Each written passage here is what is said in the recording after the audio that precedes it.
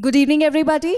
I am Harsha Khanna, your today's host for the most anticipated seminar titled as Positive Revisit to the 3-Year Practice Rule. Till date, most of us have reacted to the decision with resistance and resentment. But take a pause and look deeper, because every decision has a reason, reform, and even revolution. Without wasting any time, I would like to invite our most insightful voices of Drishti, Mr. Divyansh Mahajan, Mr. Sudhir Tripathi, and Ms. Pallavi Pandey for today's seminar. Let's welcome them with a huge round of applause. तो हमारी faculty से पूछते हैं कुछ questions, judgement थोड़ा सा clear हो जाएगा. सर, 3-year प्रैक्टिस रूल कब से एप्लीकेबल हो रहा है? फ्यूचर अपॉइंटमेंट्स के लिए, पुराने अपॉइंटमेंट्स के लिए भी आप कुछ बता सकते हैं?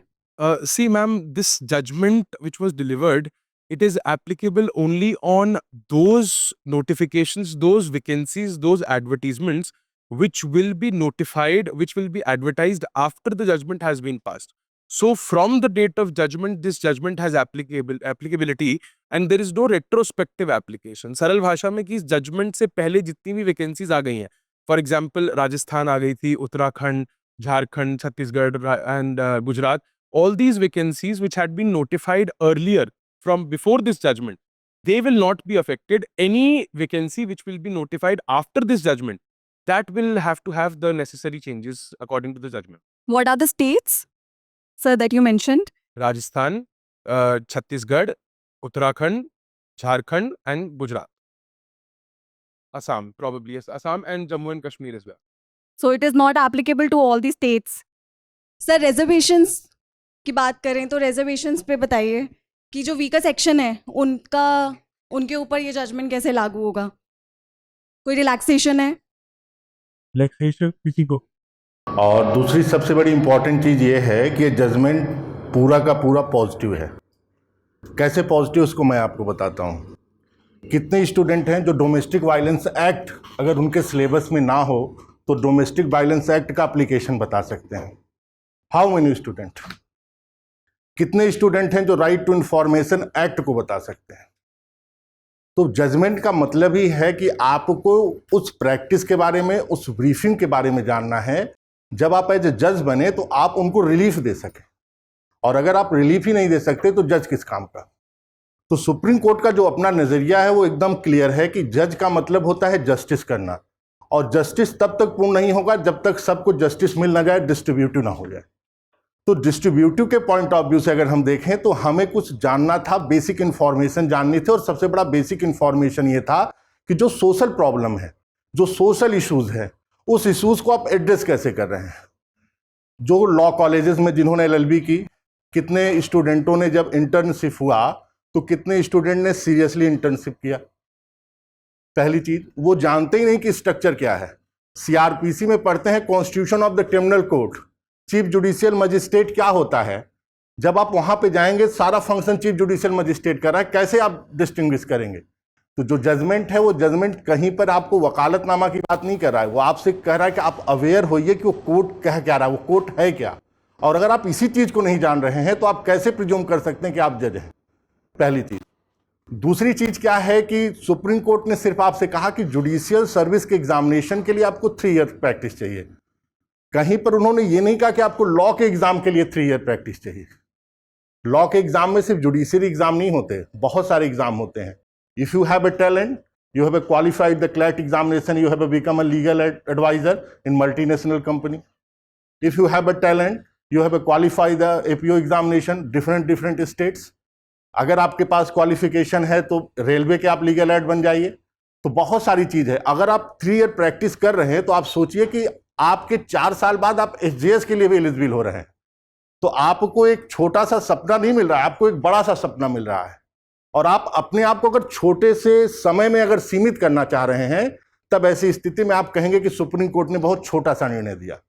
अगर आप सुप्रीम कोर्ट के सारे जजमेंट को देख रहे हैं, अगर निर्णय को देखिए, तो सुप्रीम कोर्ट ने सभी स्टेट से कहा कि भैया आप बताइए कि आपको क्या चाहिए. सभी ने कहा कि हमें चाहिए कि एक ऐसा जज हो जो अच्छे से काम करे. प्रेजेंट टाइम में ये प्रॉब्लम थी और सुप्रीम कोर्ट इससे था, पेंडेंसी ऑफ केसेस बहुत ज़्यादा बढ़ रहे थे, लोगों का फेम और इंटरेस्ट बढ़ रहा था. तो ऐसी स्थिति में जब पेंडेंसिंग बढ़ेगी, जस्टिस ही नहीं होगा तो जज किस काम का? सिर्फ और सिर्फ वो क्या करेगा? सिर्फ वो रेवेन्यू पाएगा, रेवेन्यू पाके अपने घर को चलाएगा। मोस्ट ऑफ द स्टूडेंट यही सोचते हैं। लेकिन जज का काम होता है जस्टिस डिलीवर करना, और जस्टिस तभी डिलीवर हो सकता है जब उस बच्चे के अंदर वो क्वालिटी होगी। तो पहली बात अपने माइंड से ये निकाल दीजिए कि जजमेंट निगेटिव है, जजमेंट पूरा का पूरा पॉजिटिव है। अगर पॉजिटिव नहीं होता तो 1989 से लेकर 2025 का समय नहीं लगता। इसीलिए आप इसको पॉजिटिव भी मिलेंगे। अगर सुप्रीम कोर्ट को ऐसा लगता है कि नहीं है, रेगुलर वैकेंसीज नहीं आती, ये एक प्रॉब्लम है, लेकिन इसके अलावा आपको अपॉर्चुनिटीज भी मिल रही हैं। और मैं आपको एक अपना पर्सनल एक्सपीरियंस बताता हूं। जब मैंने लॉ कंप्लीट किया तो मैं डायरेक्ट जुडिशरी के एग्जाम के लिए नहीं कूदा। यूपी में सिर्फ 4 अटेम्प्ट मिलते हैं, और अगर 4 में हमने अटेम्प्ट दे दिया ना, तो हमारी स्थिति ऐसी रहती है कि मैं प्री भी क्वालिफाई नहीं कर पाता। और मोस्ट ऑफ द स्टूडेंट कभी भी बिना किसी प्रैक्टिस मैंडेटरी के उन्होंने वेट किया और 3 साल बाद एग्जाम दिए, और तब वो आज बिकम जज बन गए। तो आप हमेशा इन सब चीज़ों को अपने ध्यान में रखिए। पॉजिटिव है, खुशियां मनाइए कि आप जज बनने वाले हैं। पहले चांस आपके 20% थे, लेकिन इस जजमेंट के बाद आपके चांस 80% हो गए हैं। ये मेरा प्रॉमिस है आपसे। मैम, आप बता सकते हैं बार एंड बेंच के बीच में कितना गैप कवर हो गया है इस जजमेंट के बाद? जजमेंट ने बार और बेंच के बीच का डिफरेंस जो मैंने लिखा वो एकदम कम कर दिया है।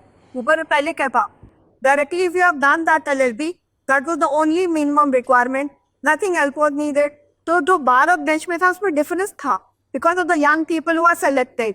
तो अभी क्या है, 3 years experience in there. It means you are first a member of the bar and then you are going to be a member of the bench. तो जो डिफरेंस पहले था, that is being that taken care of, bridge किया गया है this judgment. So I find this judgment is a good because that you all have to work together. So there are the 2 wheels of the justice. तो वो bridge जो था that has been taken care of और gap को कम किया गया to the receipt. Okay, तो basically सब पॉजिटिव्स ही हैं जहाँ तक मैं जान पा रही हूँ। बार एंड बेंच के बीच में डिफरेंस भी कवर हो रहा है। सर, एक चीज़ बोली जाती है कि पहले से ही जुडिशरी की प्रिपरेशन जो होती है वो कोर्ट रूम से ही शुरू होती है। सो आपको लगता है कि जब आप जज बन जाते हैं उससे पहले जो कोर्ट का एक्सपीरियंस होता है वो बहुत ज़रूरी होता है for a magistrate, for a जज? सी मैम, मैं ऐसा बिल्कुल बहुत ब्लाइंडली कैटेगराइज नहीं कर सकता कि एक जज के लिए court room experience is fundamentally essential, क्योंकि ऐसा भी जरूरी नहीं है कि 3 साल के अंदर आपको कोर्ट रूम एक्सपीरियंस मिल ही जाएगा।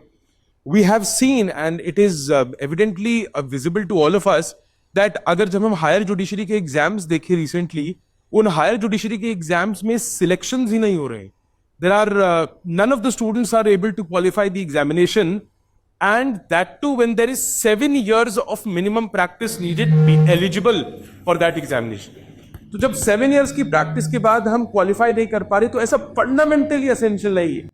But see at this point what the Supreme Court is saying, why have maximum high courts? देखिए, जब भी पेंडेंसी बढ़ेगी तो जुडिशियल सिस्टम ओवरबर्डन होगा।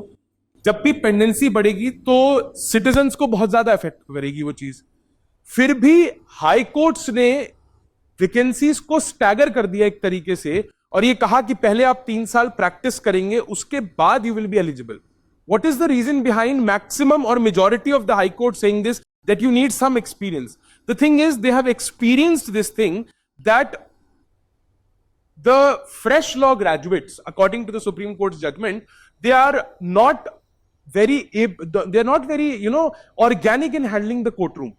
उस ऑर्गेनिक केमिस्ट्री को लाने के लिए inside the court room and to have that camaraderie between the bar and the bench, you need some aspirants who have necessary exposure of the court room practice. That is why this 3-year rule has been implemented. And to add to this, ma'am, I'll tell you, see, some students have a lot of anxieties and apprehensions about the pendency of vacancies. ये sir vacancy 4 साल में आ रही है, vacancy 3 साल में आ रही है, vacancy 5 साल में आ रही है. मैं आपको बताऊं, अगर आपने कभी कोई नोटिफिकेशन ध्यान से पढ़ा होगा तो यू मस्ट हैव सीन कि अगर वैकेंसी हर साल नहीं आती and if you get age barred, जिस साल में वैकेंसी नहीं आई है उस साल के लिए आप एलिजिबल होते हैं. I will give you an example. For example, let us say it is the year 2025 right now, and let us say I am getting age barred. I am getting age barred for, let us say, Delhi Judicial Services examination this year. and the vacancy has not been notified. The rule is that every year you will conduct one examination for judicial services. अगर इस साल दिल्ली की recruitment नहीं होती and let's say 2026 में vacancy आती है, so in the 2026 vacancy, although practically I am age barred, but since 2025 there was no examination and I have one attempt left, I will be able to give that examination in 2026, although practically I am age barred. And this is true for all states. So ऐसा नहीं है कि vacancy की pendency की वजह से. हाँ, मैं आप लोगों की एक बहुत बेसिक प्रॉब्लम और मानसिकता को समझ रहा हूं. वो प्रॉब्लम ये है कि आपको लग रहा है कि सर पहले हम 5 साल या 6 साल अपनी ग्रेजुएशन में लगाएं, उसके बाद हम एलिजिबल हो जाते थे जुडिशियल सर्विसेज के लिए, कॉलेज में प्रिपेयर कर लेते थे और फिर हम अपने जुडिशियल सर्विसेज का एग्जाम देते थे. तो हम अगले 3 से 4 सालों में आफ्टर ग्रेजुएशन जज बन जाते थे, वरना हमें क्लैरिटी आ जाती थी कि भाई हमें प्रैक्टिस में जाना है या कोई और एग्जाम क्लियर करना है या पीसीएस में जाना है, यूपीएससी में जाना है या जुडिशरी को आगे परस्यू करना है. ये क्लैरिटी हो सकता है कि अब आपके लिए थोड़ी सी डिले हो गई. But my only humble suggestion to all of you is that why don't you take the positive side of this judgment. We are all lawyers, we are all law officers. अगर हम 3 साल law की practice कर भी लेते, जैसे कि sir ने बड़ा राइटली पॉइंट आउट करा, हमें एक्चुअल कोर्ट रूम प्रोसीजर्स नहीं पता. हम ये बता सकते हैं कि सेक्शन 154 सीआरपीसी में एफआईआर का प्रोविजन है या सेक्शन 173 बीएनएसएस में एफआईआर का प्रोविजन अब आ गया है. हम ये सब चीजें जरूर बता सकते हैं, बट उसकी प्रैक्टिकल एप्लीकेशन या उसका ट्रायल स्टेज पे एविडेंशियरी वैल्यू क्या होगी ये हम पढ़ तो सकते हैं, बट एक्चुअली एक्सपीरियंस नहीं कर सकते. See, what I am trying to point out here is that we need to look at the positive side of the judgment also. And the positive side of the judgment is not just a lengthy process or a prolonged selection कि भाई आपको बहुत time लग जाएगा selection में. ठीक है, 3 साल आपके लिए एक तरीके से गैप आ गया कि 3 साल आप एग्जाम भी नहीं दे सकते. हो सकता है कुछ स्टूडेंट्स इतने केपेबल होते कि वो फर्स्ट अटेम्प्ट, सेकंड या थर्ड अटेम्प्ट में एग्जाम निकाल लेते. I understand, but you understand what is the stand of the supreme court also. The supreme court and the high courts and not just some, majority maximum high courts are of this opinion that उनको experience की requirement है in judicial officers so that they are able to handle the courtroom, the life and liberty of individuals well. I don't think so there is any question on the wisdom of the Supreme Court like this. I mean, I am seeing a lot of negativity going around कि मतलब लोग कह रहे हैं कि ये बड़ी problematic है, इससे प्रॉब्लम हो रही है, ये खराब है, ये नेगेटिव है, नहीं होना चाहिए, होना चाहिए. This is not up for discussion. This is not up for discussion. It is very clear that the Supreme Court has told us something and they have hinted towards the fact that courtroom practice is essential. Mandatory भी छोड़िए, essential है. And मुझे बताइए recruitment process में ही कितनी बारी 1.5 साल, 2 साल, 2.25 साल तक लग जाते हैं. आपने खुद ही ये प्रॉब्लम्स को इंडिकेट करा है कि सर वैकेंसीज टाइमली नहीं आती हैं. I am simply telling you how long is a 3 year period. It's not that long. हाँ, अगर आप उसे कंपेयर करेंगे कि हम 5 year के एलएलबी होते ही एग्जाम दे रहे थे तो ये 3 साल आपको ज्यादा लगेंगे. But at least we can change our mindset and make it a little positive. Because जो सुप्रीम कोर्ट ने कह दिया है, they have said it with some kind of judicial wisdom. अगर हम उस चीज को थोड़ा सा भी पॉजिटिव ले लेते हैं, it will be a wonderful thing for us. We will get motivated. We'll be able to study well. We'll be able to practice well. We'll be able to help people well. And then after that, after 3 years, हमारी practice भी एक level पे होगी and साथ में उसके बाद हम जुडिशियल सर्विसेज का एग्जाम भी दे पाएंगे. I mean, everybody is entitled to their opinion कि ये बात सही है या गलत है. आपकी चॉइस है, आप इसको कैसे लेना चाहते हैं. My suggestion to everybody as your friend, as your mentor is that you should take this judgment in the positive way. That is why as an institution also we are taking a lot of steps so that you all are not harmed in any which way by your own perceptions. The judgment is binding on all of us and it is coming from the highest court of our country that is respected to some extent. ये कोई इसमें कोई किसी का, हम में से किसी का भी ऑर्गेनाइजेशन का कोई पर्सनल बेनिफिट नहीं है. We are all teachers and we are all here to teach you. But my only suggestion is आप इस जजमेंट को जैसे मर्जी लेना चाहे, मेरे हिसाब से आपको पॉजिटिव ही लेना चाहिए. So the competition has increased or decreased according to you? देखिए, कंपटीशन तो कम होगा, इसमें कोई डाउट नहीं है. कंपटीशन कम होगा तभी मैंने कहा कि सिलेक्शन का जो चांस है वो चांस आपका बढ़ गया है. पहले क्या था कि अगर आप यूपी जैसे स्टेट का एग्ज़ाम दे रहे हैं तो कम से कम 40,000 स्टूडेंट एग्ज़ाम देते हैं. लेकिन आज के समय में अगर यूपी का होगा और 3 year कंपलसरी होगा तो कम से कम 20,000 स्टूडेंट एग्ज़ाम देंगे. तो अब आप बताइए कि अगर आप 40,000 में सिलेक्शन लेने का चांस देख रहे थे तो 20,000 में चांस बढ़ेगा कि घटेगा? सीधी सी बात। तो कंपटीशन बढ़ेगा, तभी मैंने कहा कि सिलेक्शन आपका होने के चांस ज़्यादा हैं।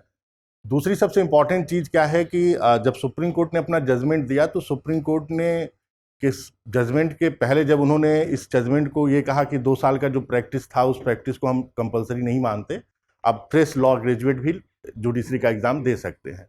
1992 में इंडिया ने ग्लोबलाइजेशन को एक्सेप्ट कर लिया और ग्लोबलाइजेशन के बाद ऐसा स्थिति आई कि महिलाओं ने, जो वुमेन्स थी, वो स्टूडेंट्स लॉ ग्रेजुएट किया और वो जज बनने लगी। तो ऐसी स्थिति में पहले भी लायक 2010 तक शायद महिलाओं का वो रिप्रेजेंटेशन कम था, लेकिन 2010 के बाद आप देखिए कि महिलाओं का रिप्रेजेंटेशन बहुत तेज़ी से बढ़ा और कुछ ऐसे स्टेट हैं जहां से ऊपर के 25 स्टूडेंट सिर्फ गर्ल्स हैं। इसका रीज़न ये है कि गर्ल्स भी के इंक्रीज हो रहा है और गर्ल्स जो ये सोच रहे हैं कि उनकी शादी हो जाएगी और उनके माँ बाप उनको पढ़ने नहीं देंगे, तो अगर माँ बाप ने सपना दिखाया है तो सपना पूरा करने का भी समय देंगे। आप इस चीज़ को भूल जाइए कि शादी हो जाएगी, ऐसा हो जाएगा, वैसा हो जाएगा। ये सिर्फ आप अपने आप को बेवकूफ़ बनाने का काम कर रहे हैं और सिर्फ जो आपका टारगेट है उस टारगेट से हटने का काम कर रहे हैं। आपका सिर्फ टारगेट है कि आपको पढ़ाई करनी है। आप ये नहीं देख रहे हैं कि आपको आगे कितनी श्योरिटी मिल रही है कि आज आप जज नहीं, कल नहीं बन सकते थे तो आगे आप जज बन सकते हैं। ये सपना अगर आपको दिखाई दे रहा है तो आप जज बनेंगे। कुछ फैमिली प्रेशर्स होते हैं कि महिलाओं को कहा जाता है कि नहीं, बहुत हो गया, हम तुमको बहुत कर दिए। फैमिली प्रेशर हर व्यक्ति के साथ होती है, चाहे वो मेल हो या फीमेल हो, और फीमेल को थोड़ा ज़्यादा होती है। लेकिन आने वाले समय में, आज के समय में शक्ति दुबे ही IUPSC को टॉप कर रही है, कोई मेल नहीं टॉप कर रहा है और उसने 5 अटेम्प्ट दिए, पूरा अपना टाइम दिया और तब UPSC को टॉप किया। तो इस चीज़ को अपने माइंड में एकदम क्लियर रखिए कि आपका विजन अगर क्लियर है, आपका ऑब्जेक्ट क्लियर है, तो सारी चीज़ें मिलेंगी। एक पॉइंट और कर सकते हैं, ग्लोबलाइजेशन के बाद एक कॉन्सेप्ट हमेशा आया कि सर्टेनिटी, जो अनसर्टेनिटी थी, बिकम अ सर्टेनिटी। अब प्रेजेंट टाइम में क्या हुआ कि अनसर्टेनिटी, जो सर्टेनिटी है, वो बिकम अ अनसर्टेनिटी। सिचुएशन कैसे चेंज हुआ कि पहले आपको नौकरी मिलती थी तो सेफ्टी होती थी कि चलो हमारी जिंदगी चली गई। आज नौकरी मिली है और डर ये लगा कि कल हो सकता है कि हमारी नौकरी चली गई अगर आप कैपेबल नहीं हैं। तो सबसे बड़ी चीज आपको ये देखनी है कि आपको जब जुडिशियल सर्विस एग्जामिनेशन में आप जा रहे हैं तो इफ यू आर कैपेबल, तो सर्टेनिटी है कि आप अच्छे से काम करेंगे और आप अच्छा से करेंगे। बहुत सारे जज होते हैं प्रेशर में सुसाइड भी कर लेते हैं, they don't understand the procedure. तो सुप्रीम कोर्ट ने ऐसे निर्णय नहीं दिया कि एक दिन बैठा और रात को सपना देखा एसी के कमरे में और निर्णय देना शुरू कर दिया। उसने सारे सिचुएशन को देखा, सिचुएशन को देखने के बाद उसको ऐसा लगा कि हमें ऐसा करना जरूरी है, तो वो किया। कुछ बच्चों के लिए लॉस है जिन्हों को बहुत एक्स्ट्रा टैलेंटेड है और जो तुरंत देते हो तुरंत निकल जाते, जैसा सर ने अभी कहा, ऐसा है। लेकिन रूल ऑफ नेसेसिटी भी आप पढ़ते हैं और रूल ऑफ नेसेसिटी हमेशा कहती है कि छोटे हार्म को आप कॉज कर सकते हैं और बड़े हार्म को बचाने के लिए। तो ऐसा कार्य करना किसी भी प्रकार से अनजस्टिफाइड नहीं है। Well explain sir. सर, ये जजमेंट है, ये जजमेंट फ्यूचर जुडिशरी सिस्टम को एनहांस करेगा, इम्प्रूव करेगा? देखिए, इसके बारे में तो कुछ नहीं कहा जा सकता। अभी फ्यूचर आने वाला है और फ्यूचर की परिकल्पना वो व्यक्ति करते हैं जिनको अपने वर्तमान पे विश्वास नहीं है। सीधी सी बात। अगर आपको अपने वर्तमान पे विश्वास है तो फ्यूचर की हम कल्पना ना करें। हमारा सिर्फ एक ही काम है, हम अपने वर्क को सही रूप से अंजाम दें। सर, अप्रोच क्या रहनी चाहिए 3 ईयर प्रैक्टिस के लिए? क्या अप्रोच रहनी चाहिए? देखिए, 3 ईयर प्रैक्टिस मींस मैंडेटरी। अब यहाँ पे ऑन कैमरा मैं ये नहीं कह सकता कि आप कोर्ट में मत जाइए, आपको कोर्ट में जाना है। ऑन कैमरा में ये नहीं कह सकता कि आपको कोर्ट में नहीं जाना, आपको कोर्ट में जानना है, आपको प्रोसीडिंग सीखना है, ये चीज़ें आपको करनी है। लेकिन हाँ, कोई केस नहीं ढूंढना है। जो सीनियर के पास आपके पास केसेस हैं, उन केसेस को उसको आप पढ़िए, आप उसको अपने लॉ के हिसाब से अप्लाई करिए। आपको बहुत सारी चीज़ें मिलेंगी, बहुत सारी ऐसी चीज़ें मिलेंगी। और ऐसा क्यों किया गया? BNS का एक सेक्शन है जो चाइल्ड को परिभाषित करता है। चाइल्ड मतलब जिसकी एज 18 वर्ष से कम है। अगर इसीलिए कहा गया कि कोई भी अगर माइनर है वो कॉन्ट्रैक्ट नहीं कर सकता, क्योंकि वो डिसाइड ही नहीं कर सकता कि उसके लिए राइट और रॉन्ग क्या है। तो जब आपको प्रैक्टिस 3 ईयर की दी गई, इसका मेन रीजन सिर्फ इतना ही था, कि 3 इयर्स के बाद आप ये कैपेबल हो जाएंगे कि आप जो जस्टिस कर रहे हैं वो जस्टिस सही है या नहीं है। इसीलिए मैंडेटरी किया है। तो you take in a positive manner. Thank you. Okay sir. Ma'am, time management कैसे होगा? आफ्टर कोर्ट्स प्रिपरेशन भी करनी है। कोर्ट्स भी जाना है. You have to manage your time in two ways. Nowhere it is mentioned in the judgment कि आपका नाम ऑर्डर शीट में होना चाहिए. वकालतनामा should be there in your name. They only want that you should be registered at some bar. और जिस दिन मेरी आपकी LLB पूरी होती है, the first and foremost action which you have to take कि आपको किसी भी बार में अपने आप को रजिस्ट्रेशन कराना होगा. और जिस दिन आप रजिस्ट्रेशन कराओगे, from that day only you will be getting the provisional certificate. और वो प्रोविजनल सर्टिफिकेट के डेट से your counting will be started. And within 2 years of that provisional certificate, you have to qualify that AIBE का exam. And when you qualify it, you'll be getting the permanent certificate. So nowhere it is mentioned कि permanent से your date will be counted. Rather it is mentioned कि date of registration, that provisional से your date will be counted. So the best thing is, do your LLB, last paper होते ही, go to the bar, get the form, fill all the formalities and do deposit the requisite fees or get yourself registered at a bar. उसके बाद as you have to appear in court, so there is nowhere mentioned your name is required. So the thing is that the day you will be taking the membership, and it's better that after getting registered you get a membership of some court, and better will be high court का membership. आप चाहो तो district court का भी ले सकते हो. Membership से additional advantage क्या होगा कि when you will be showing your COP, that number, certificate of practice, only by giving that you will be given a certificate जिसमें लिखा होगा you are a regular practitioner in that particular court. I mean to convey to you कि nowhere it is written that active practice में you are involved. Otherwise, what is the difference in lower judiciary and higher judiciary? Higher judiciary में it is requirement that your name should be there in वकालतनामा. Like UP, you need to have 30 cases in the last 3 preceding year. Bihar higher judiciary में you need to have 24 cases in the last 3 preceding year. Rajasthan IJS में you need 10 judgment में your name. This all formalities are not there in lower judiciary. It means you only have to register, and by going there that will that मतलब practically don't have to appear कि आपको hearing पे जाना है and your study will be compromised. But yes, it is feasible for you that you can go for some day, 1 day, 2 day or week. मतलब you can manage alternate days. That depends on you. But पूरे दिन को you have to divide in 2 half if you want to do the active practice. That after the court time, you don't have to compromise with your syllabus. Do you know, majority of the people after this judgment will start practicing in the court.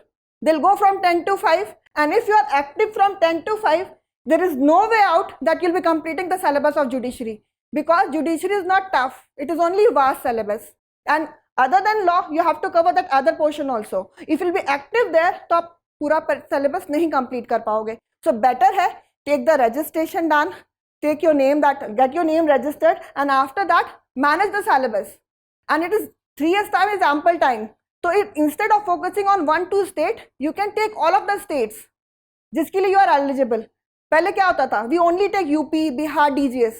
Now the 3 years time is good enough time. So you can target more than 1 state also. So this time को you have to take in a positive sense that you can manage study also and court practice also. Because court practice का appearance is not the mandatory thing. But last but not the least, you don't have to compromise with your studies. If you'll be compromising, बस आप केवल court जाओगे, किताब नहीं उठाओगे, तो obviously the other person will win. And कछुआ वाली कहानी and खरगोश वाली कहानी everybody knows.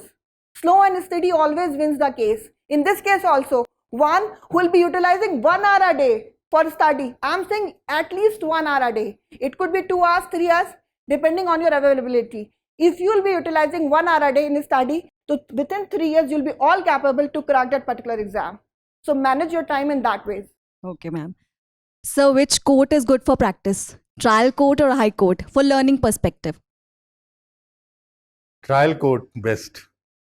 किसी भी पॉइंट ऑफ व्यू से अगर आप देखेंगे तो जज आपको कहाँ बनना है? ट्रायल कोर्ट का. प्रोसीडिंग कहाँ की जाननी है? ट्रायल कोर्ट की जाननी है. और रियल अगर प्रैक्टिस के प्रोसीजर्स भी आपके CRPC, CPC, कोई भी एप्लीकेशन आपको जानना है तो आपको जाना है ट्रायल कोर्ट. तो ट्रायल कोर्ट की प्रैक्टिस भी आसान है, प्रैक्टिस करना भी आसान है और चीज़ों को समझना भी आसान है. हाई कोर्ट क्या होता है? अपीलेट कोर्ट होता है. मोस्टली जो केसेस ट्रायल कोर्ट से डिसाइडेड होते हैं उन्हीं केसेस पे वहाँ आर्गूमेंट होते हैं. तो आपको अगर प्रैक्टिस का बेस्ट प्लेस आपको देखना है और आपके नज़दीक अगर ट्रायल कोर्ट है, आप ये मत सोचिए कि हाई कोर्ट में जाएंगे तो AC लगा रहेगा तो वहाँ गर्मी नहीं लगेगी. अगर ये देखेंगे तब जज नहीं बन पाएंगे. सीधी सी बात है, क्योंकि हाई कोर्ट और लोअर कोर्ट के स्ट्रक्चर में अंतर होता है. लोअर कोर्ट में पंखा भी ऐसे ऐसे चलता है, वहां गर्मी आपको लगेगी, लेकिन हाई कोर्ट में ऐसा नहीं है। हाई कोर्ट में आपको पूरा एकदम एसी मिला रहेगा, बढ़िया से कैंटीन मिलेगी, खूब अच्छे से खाइए, सीखिए, कुछ भी मत। तो आपको जाना है ट्रायल कोर्ट, आपको जाना है ट्रायल कोर्ट, और ट्रायल कोर्ट आपके लिए बेस्ट है, जहां पे आप अपनी चीजों को प्रैक्टिस के पॉइंट ऑफ व्यू से सीख भी सकते हैं, उसको समझ भी सकते हैं और उसका एप्लीकेशन भी कर सकते हैं। तो ट्रायल कोर्ट बेस्ट है। भी मैम ने कहा कि रजिस्ट्रेशन होना प्रोविजनल है, ये है। एक स्टूडेंट है, वो आपके साथ ही पढ़ती है, लेकिन मैं उसका नाम डिस्क्लोज नहीं करूंगा। उसको किसी ने एडवाइस दे दिया कि कोई कंपलसरी नहीं होने वाला है। वो 4 साल से उनके साथ प्रैक्टिस कर रही है, लेकिन उसने रजिस्ट्रेशन नहीं करवाया। अब ऐसे भी इंडिया में लोग हैं जो ऐसे ऐसे एडवाइस को मान रहे हैं। अब समझिए आप, तो सिर्फ वही कहानी हुई ना कि आपको अपनी रेशनैलिटी, अपनी जितनी भी चीजें हैं उसको अप्लाई करना है और उसके साथ आपको करना है। सीनियर क्या कह रहा है वो नहीं सुनना है। उन्होंने जुडिशरी का एग्जाम नहीं दिया, वो बन गए हैं, वो आपके सीनियर जरूर हैं, लेकिन आपको कैसे पढ़ना है, कैसे नहीं पढ़ना, ये आपको डिसाइड करना है। और वही एक कहानी है कि वाइफ डेली खाना बना रही है और पराठा बहुत अच्छा है, तो कभी वाइफ को एब्लॉइज नहीं किया कि नहीं बहुत अच्छा है, और एक दिन पड़ोसन बनाई और उसको लगा कि एब्लॉइज कर, तो वही कहानी होगी। तो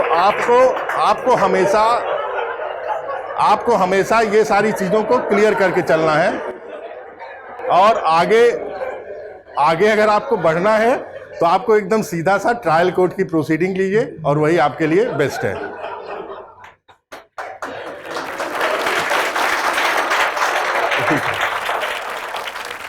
कितने लोग हैं ऑडियंस में जो ऑलरेडी प्रैक्टिस कर रहे हैं अभी साथ में?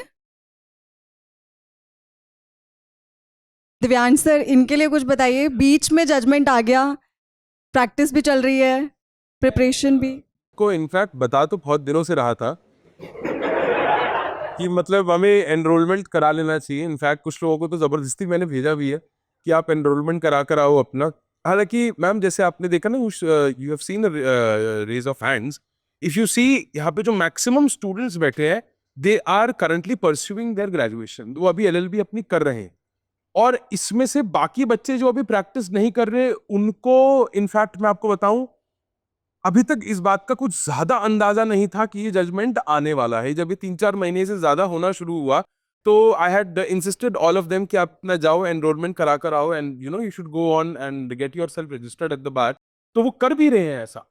But my suggestion right now is, because I have seen lot of students जो मुझे कह रहे हैं कि सर हम तो अब 31 साल की एज है, 32 की है, 33 की एज है, पर हमने अभी तक अपना रजिस्ट्रेशन नहीं करवाया। अब DGS की मैक्सिमम एज ही 32 है, तो हम अभी तक अपना एनरोलमेंट नहीं करा रहे। सो नाउ मतलब थोड़ा सा तो इसमें गड़बड़ है, क्योंकि आपको अपना एनरोलमेंट जैसे ही आपकी ग्रेजुएशन हो जाए वैसे ही आपको एनरोलमेंट कराना चाहिए।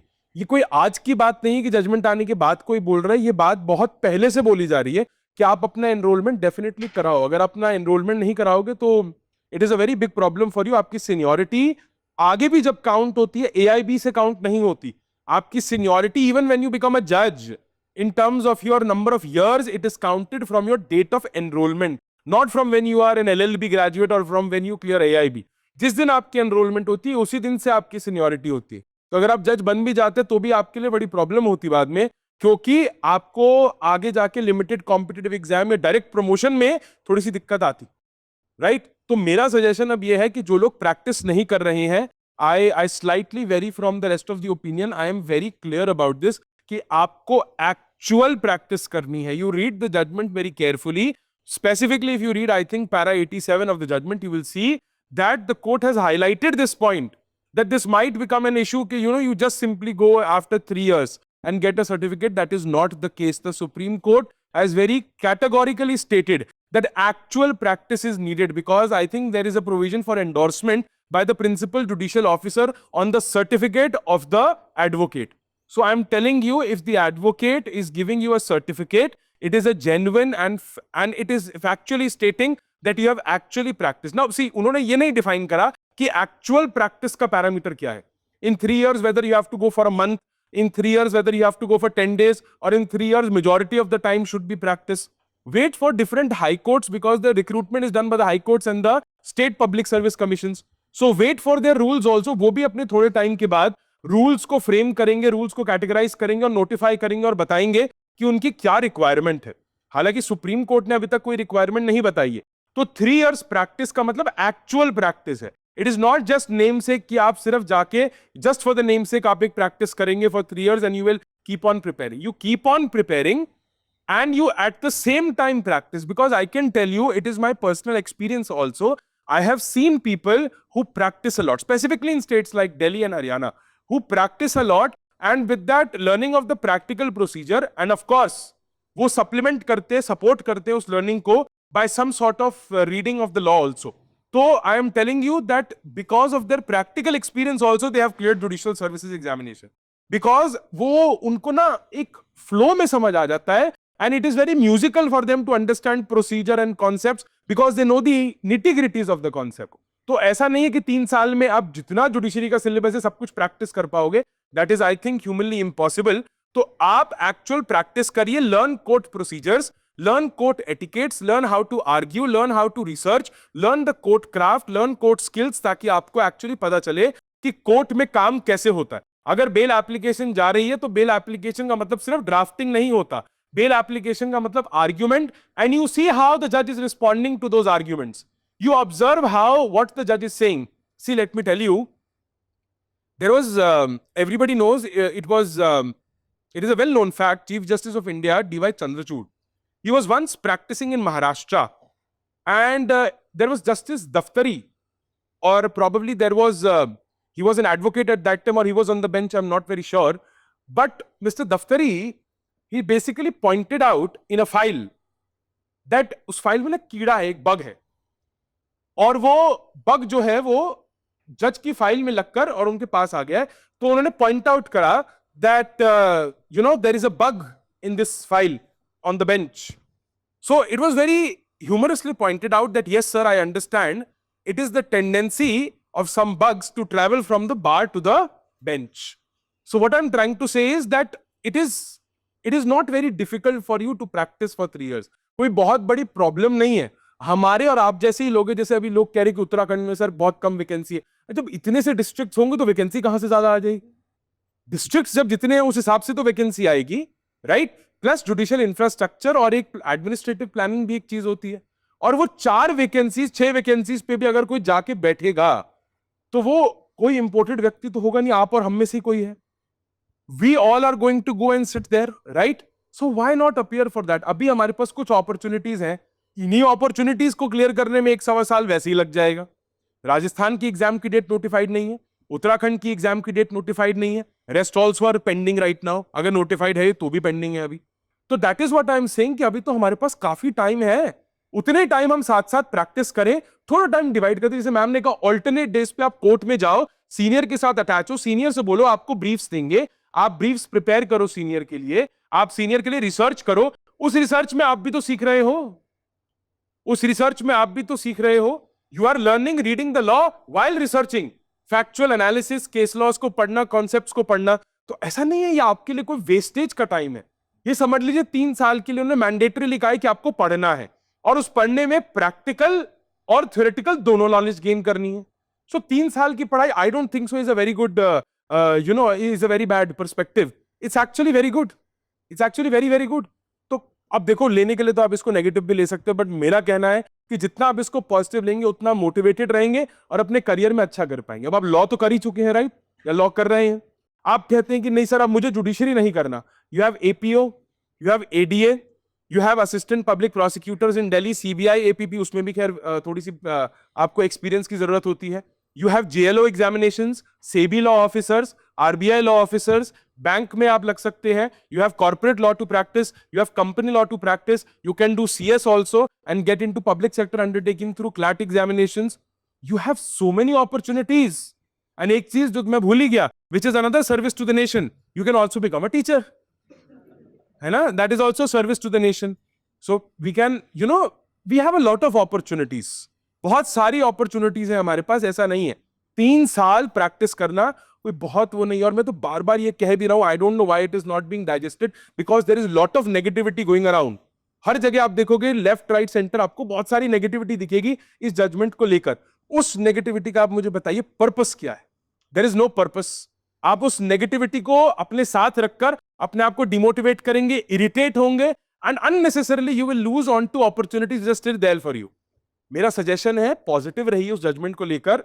हाँ, थोड़ा सा अगर आपको लगता है कि टाइम ज्यादा लगेगा, अंडरस्टूड, लगेगा। अगर आपको लग रहा है कि हमारे पास ग्राउंड रियलिटी का एक्सपीरियंस नहीं है, so we are very well aware of the ground reality, very well aware. Problems आती हैं, that is very well understood, but इसका मतलब ये तो नहीं है कि आप बैठ जाएंगे साइड पे। I don't think so, that's a good thing. जो प्रैक्टिस नहीं कर रहे, जैसे मैम ने कहा, you should start actually practising in the courts. Go to the courts, हफ्ते में 2 बारी, 4 बारी, 5 बारी जाइए, कोर्ट प्रोसीजर सीखिए, and I am telling you, you will be benefited to a very great extent.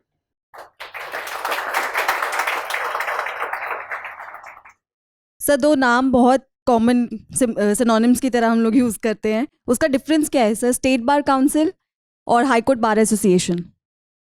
High court bar association, state bar council, ये synonyms नहीं है। पहली बात देखिए, बार काउंसिल ऑफ इंडिया होती है, बार काउंसिल ऑफ इंडिया होती है, तो जो बार काउंसिल ऑफ इंडिया होती है वो सारे स्टेट के लिए एक रूल फ्रेम करती है। उस रूल के तहत स्टेट बार काउंसिल का एस्टेब्लिशमेंट होता है, और स्टेट बार काउंसिल में जब आप रजिस्टर्ड होंगे तो एवरी स्टेट में एक हाई कोर्ट है। एवरी में नहीं कह सकते, मोस्टली ज़्यादातर स्टेट में आप समझ लीजिए तो हाई कोर्ट है। तो हाई कोर्ट में एक बार एसोसिएशन होता है जो सिर्फ हाई कोर्ट में प्रैक्टिस करता है, तो उसमें रजिस्ट्रेशन होता है। तो यहाँ पर जो रजिस्ट्रेशन की बात है वो सिर्फ और सिर्फ आपको स्टेट बार काउंसिल में रजिस्ट्रेशन कराना है। आपको किसी भी प्रकार से AIB के एग्ज़ाम को क्वालिफाई करने के बाद आपका एक्सपीरियंस काउंट होगा, ऐसी कोई बात नहीं है। वर्ड यूज़ है प्रोविजनल। प्रोविजनल मीन्स जैसे ही बार काउंसिल ऑफ इंडिया में बार काउंसिल ऑफ स्टेट में डिफरेंट जो स्टेट्स हैं वहाँ पे आपका रजिस्ट्रेशन हुआ, वैसे ही आपके रजिस्ट्रेशन की जो काउंटिंग है, जो आपकी प्रैक्टिस की काउंटिंग है, वो स्टार्ट हो गई। तो आपको उसमें किसी भी प्रकार का ये नहीं कि हमको डिस्ट्रिक्ट बार में रजिस्ट्रेशन कराना ही है, करा लेते हैं तो कोई प्रॉब्लम तो है नहीं। AIB का एग्ज़ाम दीजिए और करा लीजिए, कोई इशू नहीं है। लेकिन आपको अगर आपने बार में भी रजिस्ट्रेशन कराया है, तब ऐसी स्थिति में आपको किसी भी प्रकार से डिस्ट्रिक्ट बार में रजिस्ट्रेशन की कोई नीड नहीं है, ना डिस्ट्रिक्ट बार में, ना ही हाई कोर्ट बार एसोसिएशन में। तो अपने में सब डाउट मत क्रिएट करिए कि नहीं ऐसा करना है, ऐसा करना है। करवा लेंगे तो कोई बुरी चीज़ नहीं है, एक्सपीरियंस आपका मिलता रहेगा और बहुत सारा चीज़ें आपको उसकी जो प्रॉब्लम है वो भी सॉल्व होती रहेगी। Okay sir. मैम, अथॉरिटीज कौन है सर्टिफिकेट इशू करने के लिए? अगर आप डिस्ट्रिक्ट कोर्ट में प्रैक्टिस करते हो तो first of all any advocate who has 10 years of practice, वो ये सर्टिफाई करेगा कि आपके पास 3 इयर्स की प्रैक्टिस होगा। और endorsement, ultimate signature will be of the principal जज। प्रिंसिपल जज here means the district court का जज, that is DJ। And if you practice in the high court तो वहां पर designated authorities will be there. और एग्जैक्टली अभी proforma क्या होगा, let one vacancy to come, तब समझ में आएगा कि whether it is the particular format which you have to follow through out India या हर स्टेट का अलग अलग होगा। जैसे इफ यू रिमेंबर, बिहार की जुडिशरी में we have to file a certificate that your college is registered from the bar council of India. There is no particular format for that, every college do issue और bar council का registration number देते हैं। तो there might be a possibility that after one vacancy is out a proforma will be cleared and that will tell us कि क्या एक exact format होगा और स्टेट टू स्टेट वेरी करेगा। सो दी सर, मोटिवेशन फॉर्मूला क्या है 3 साल के लिए? 3 साल के लिए मोटिवेशन बहुत लंबा टाइम है सर ये। देखिए, हमारे पास जो भी स्टूडेंट हैं वो ऐसे स्टूडेंट हैं जिन्होंने अभी LLB के सेकेंड ईयर में हैं, कुछ ऐसे स्टूडेंट हैं जिन्होंने लॉ कंप्लीट कर लिया है, कुछ ऐसे स्टूडेंट हैं जिन्होंने लॉ के 1 ईयर या 2 ईयर प्रैक्टिस भी कंप्लीट है। लेकिन इंपॉर्टेंट सबके लिए मोटिवेशन अलग अलग है, सबका टारगेट एक है। वो टारगेट क्या है? एग्ज़ाम को निकालना।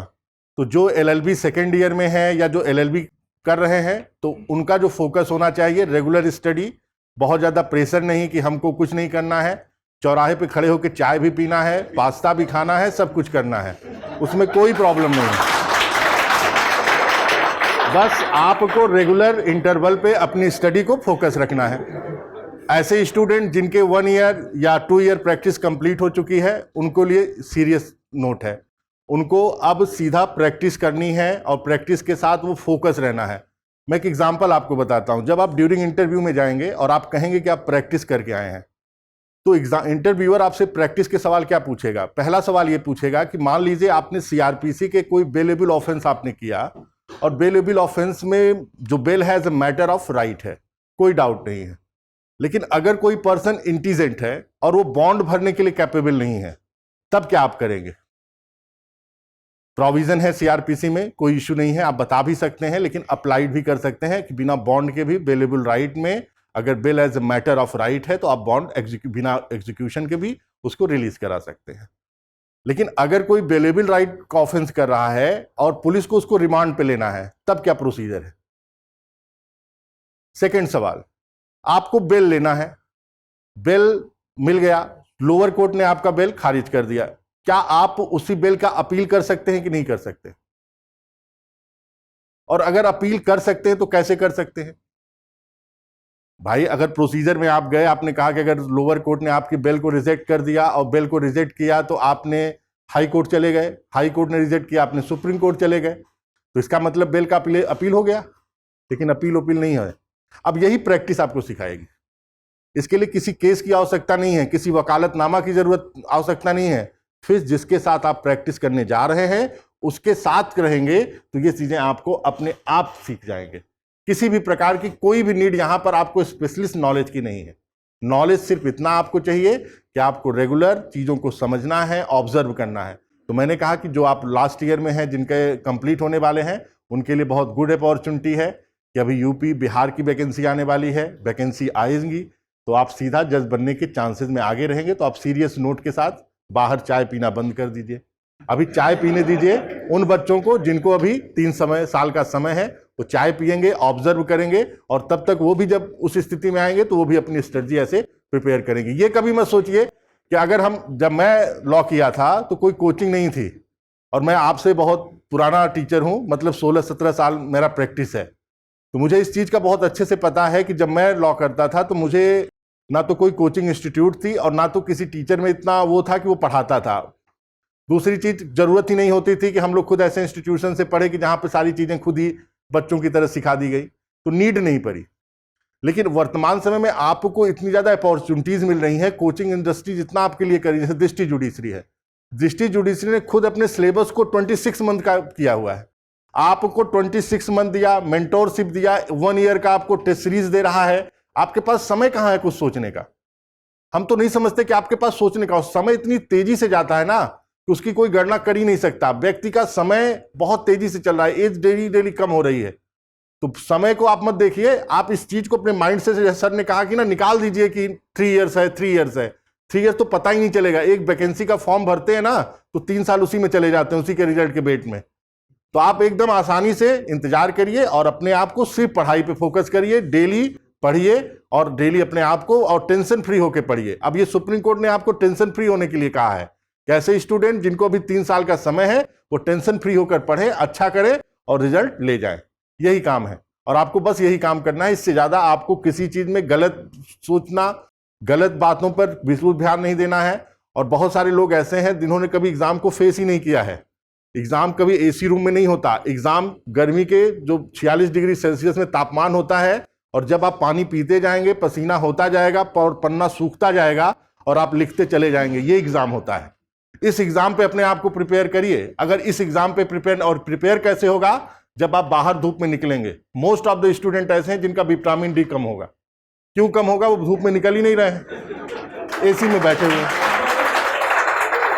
और वकालत का मतलब ये है कि आपको एसी में से बाहर निकलना है और प्रैक्टिस करना है, ठीक है?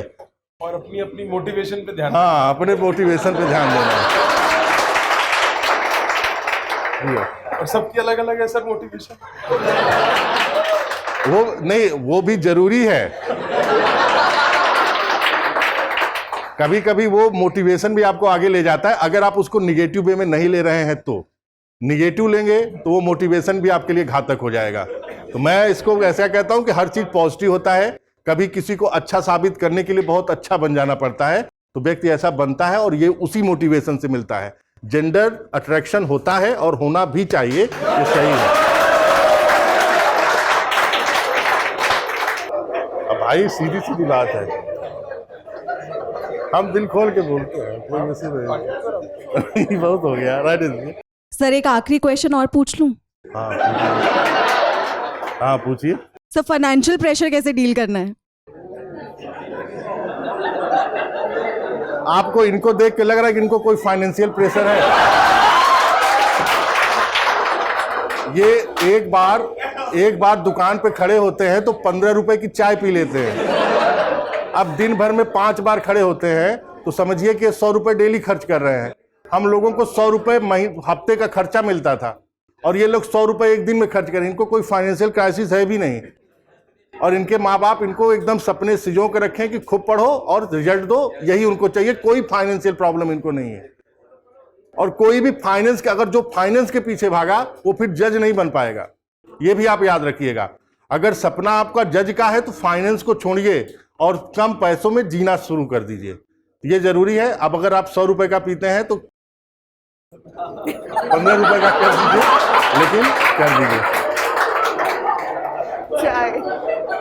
चाय 100 रुपए का चाय। हाँ, दिव्यांश सर आपके मोटिवेशन फॉर्मूलाज क्या हैं? 3 साल के लिए बहुत बड़ा टाइम है, आप भी बता दीजिए। आप मेरी मोटिवेशन एस्पिरेंट्स के लिए सर, एस्पिरेंट्स के लिए। हाँ जी, एस्पिरेंट्स के लिए। एस्पिरेंट्स के लिए वो तो खुद वही बता पाएंगे। कुछ लोग ही तो मुझे पता है यहाँ पर बैठे हैं। बट सी मोटिवेशन तो हर किसी की अलग होती है। किसी के लिए पेरेंट्स होते हैं, किसी के लिए खुद का सपना होता है। बट मैं आपको बताऊं, there is just one thing. आप अगर नौकरी के पीछे भाग रहे हैं तो मैं आपको बताऊं कि अच्छा नौकरी मिल जाएगी, अच्छी पोजीशन मिल जाएगी, हम जज बन जाएंगे। अगर आप सिर्फ इस चीज को सोच के जुडिशरी के लिए आ रहे हैं कि यार वकालत में और कुछ नहीं होगा तो कम से कम एक जज बन जाएंगे, तो मैं आपको बताऊं एक बड़ी सिंपल सी बात है। आप अपने सामने भी एग्जांपल्स देख रहे हैं दैट अगर किसी के पास सफिशिएंट नॉलेज है तो भी जरूरी नहीं है कि वो जज बन पाएगा। ठीक है, ऐसा जरूरी नहीं है कि सफिशिएंट नॉलेज के बाद भी कोई जज बन सकता है। तो अल्टीमेटली सर हम किस चीज से मोटिवेट हो, मैं आपको बताऊं। There is right now a जज posted, I will not name her father was murdered. That gave her the motivation to complete her LLB and then post that to become a judicial officer. And when she had cleared the judicial services examination, what she said was that I was so thankful to the High Court judges who had convicted the murderer of my father. If you can do that much of hard work, that you can give justice to an entire family, and that an entire family becomes thankful to you for their entire lives, that even though you cannot bring back their loved ones, but still you could give them some sense of relief and justice by thinking that the wrongdoer has been punished. If you can actually do God's work, if you can actually, and if you actually want to in fact be at that position where आप किसी के लिए actually में अच्छा कर सकते हैं, then only you should become a judge. Otherwise एक जॉब के पीछे जाना नहीं। एक एडवोकेट जो होते हैं, a normal practicing advocate who gets, let us say, not sufficient but quite a number of cases also. Starting में भी अगर आप देखोगे, the earning, if you talk in terms of revenue, is quite more than a judge. जो lower judiciary में a person earns as a salary from the government, उससे बहुत ज्यादा आप एक सिंगल अपीयरेंस में भी कमा सकते हैं। अब सर को देखिए, सर ने 15-16 साल प्रैक्टिस करी, राइट? तो सर को इस बात का बहुत अच्छे से आइडिया है दैट प्रैक्टिस में अगर आप रेवेन्यू की बात करेंगे तो वो जुडिशियल सर्विसेज से आपको बहुत ज्यादा दिखेगा। But as a matter of relief, as a matter of a sense of contentment and a service to the nation, lawyer बनना भी service to the nation है, but जो एक judge कर सकता है and the number of lives a judicial officer can affect positively, that is very difficult. वो और कोई profession में इतना आसान नहीं है affect करना। That is what I'm saying. Like that woman, the daughter, she had thanked those high court judges sincerely for convicting her father's murder, and because of that motivation she became a judge. Similar motivation is not needed What I am saying is that you need to have a sense of responsibility towards the country, that you have to do something for the country. आपको कुछ करना है nation के लिए, citizens के लिए. जितने लोग अंडर ट्रायल प्रिजनर्स की तरह बैठे, हम कितनी बारी देखते हैं 15-15 साल के बाद एक व्यक्ति 10 रुपए की चोरी के लिए अक्विट हो रहा है. You imagine the level of ignorance. You can actually shed that ignorance by becoming good judicial officers, and service to the nation should actually be your motivation and nothing else at all.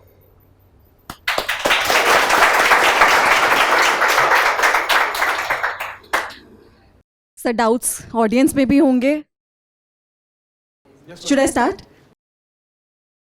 Good afternoon sir. Sir basically मेरे दो question है, अगर panel allow कर तो मैं दोनों ही अभी रखना चाहूँगा. First of all sir, my first question is that there are several of student which are planning for pursuing LLM after completing their LLB. So sir but there are certain ना ambiguity that वो LLM का 3 साल add होगा, sorry LLM का period होगा, वो इस 3 साल की प्रैक्टिस में ऐड होगा या नहीं होगा. तो सर थोड़ा सा मैं उसमें पैनल का डिटेल चाहूँगा. देखिए, इस चीज़ को क्लियर करने के लिए आपको सबसे पहले राइट टू इन्फॉर्मेशन एक्ट के अंतर्गत एक एप्लीकेशन लिखिए, बार काउंसिल ऑफ इंडिया से पूछिए कि अगर हम ड्यूरिंग एकेडमिक सेशन में LLM कर रहे हैं तो क्या ये चीज़ काउंटिंग होगी या नहीं होगी. 30 दिन के अंदर वो आपको जवाब दे देगा. उसी के अकॉर्डिंग आप चीज़ों को फॉलो करिए. पहली चीज़, आप और बहुत सारी यूनिवर्सिटीज़ हैं जहाँ पर कहती हैं कि हम LLM को अलाउ नहीं कर, हम प्रैक्टिस अलाउ नहीं करते, तो उस यूनिवर्सिटी के अकॉर्डिंग आप आगे का अपना प्लान करिए.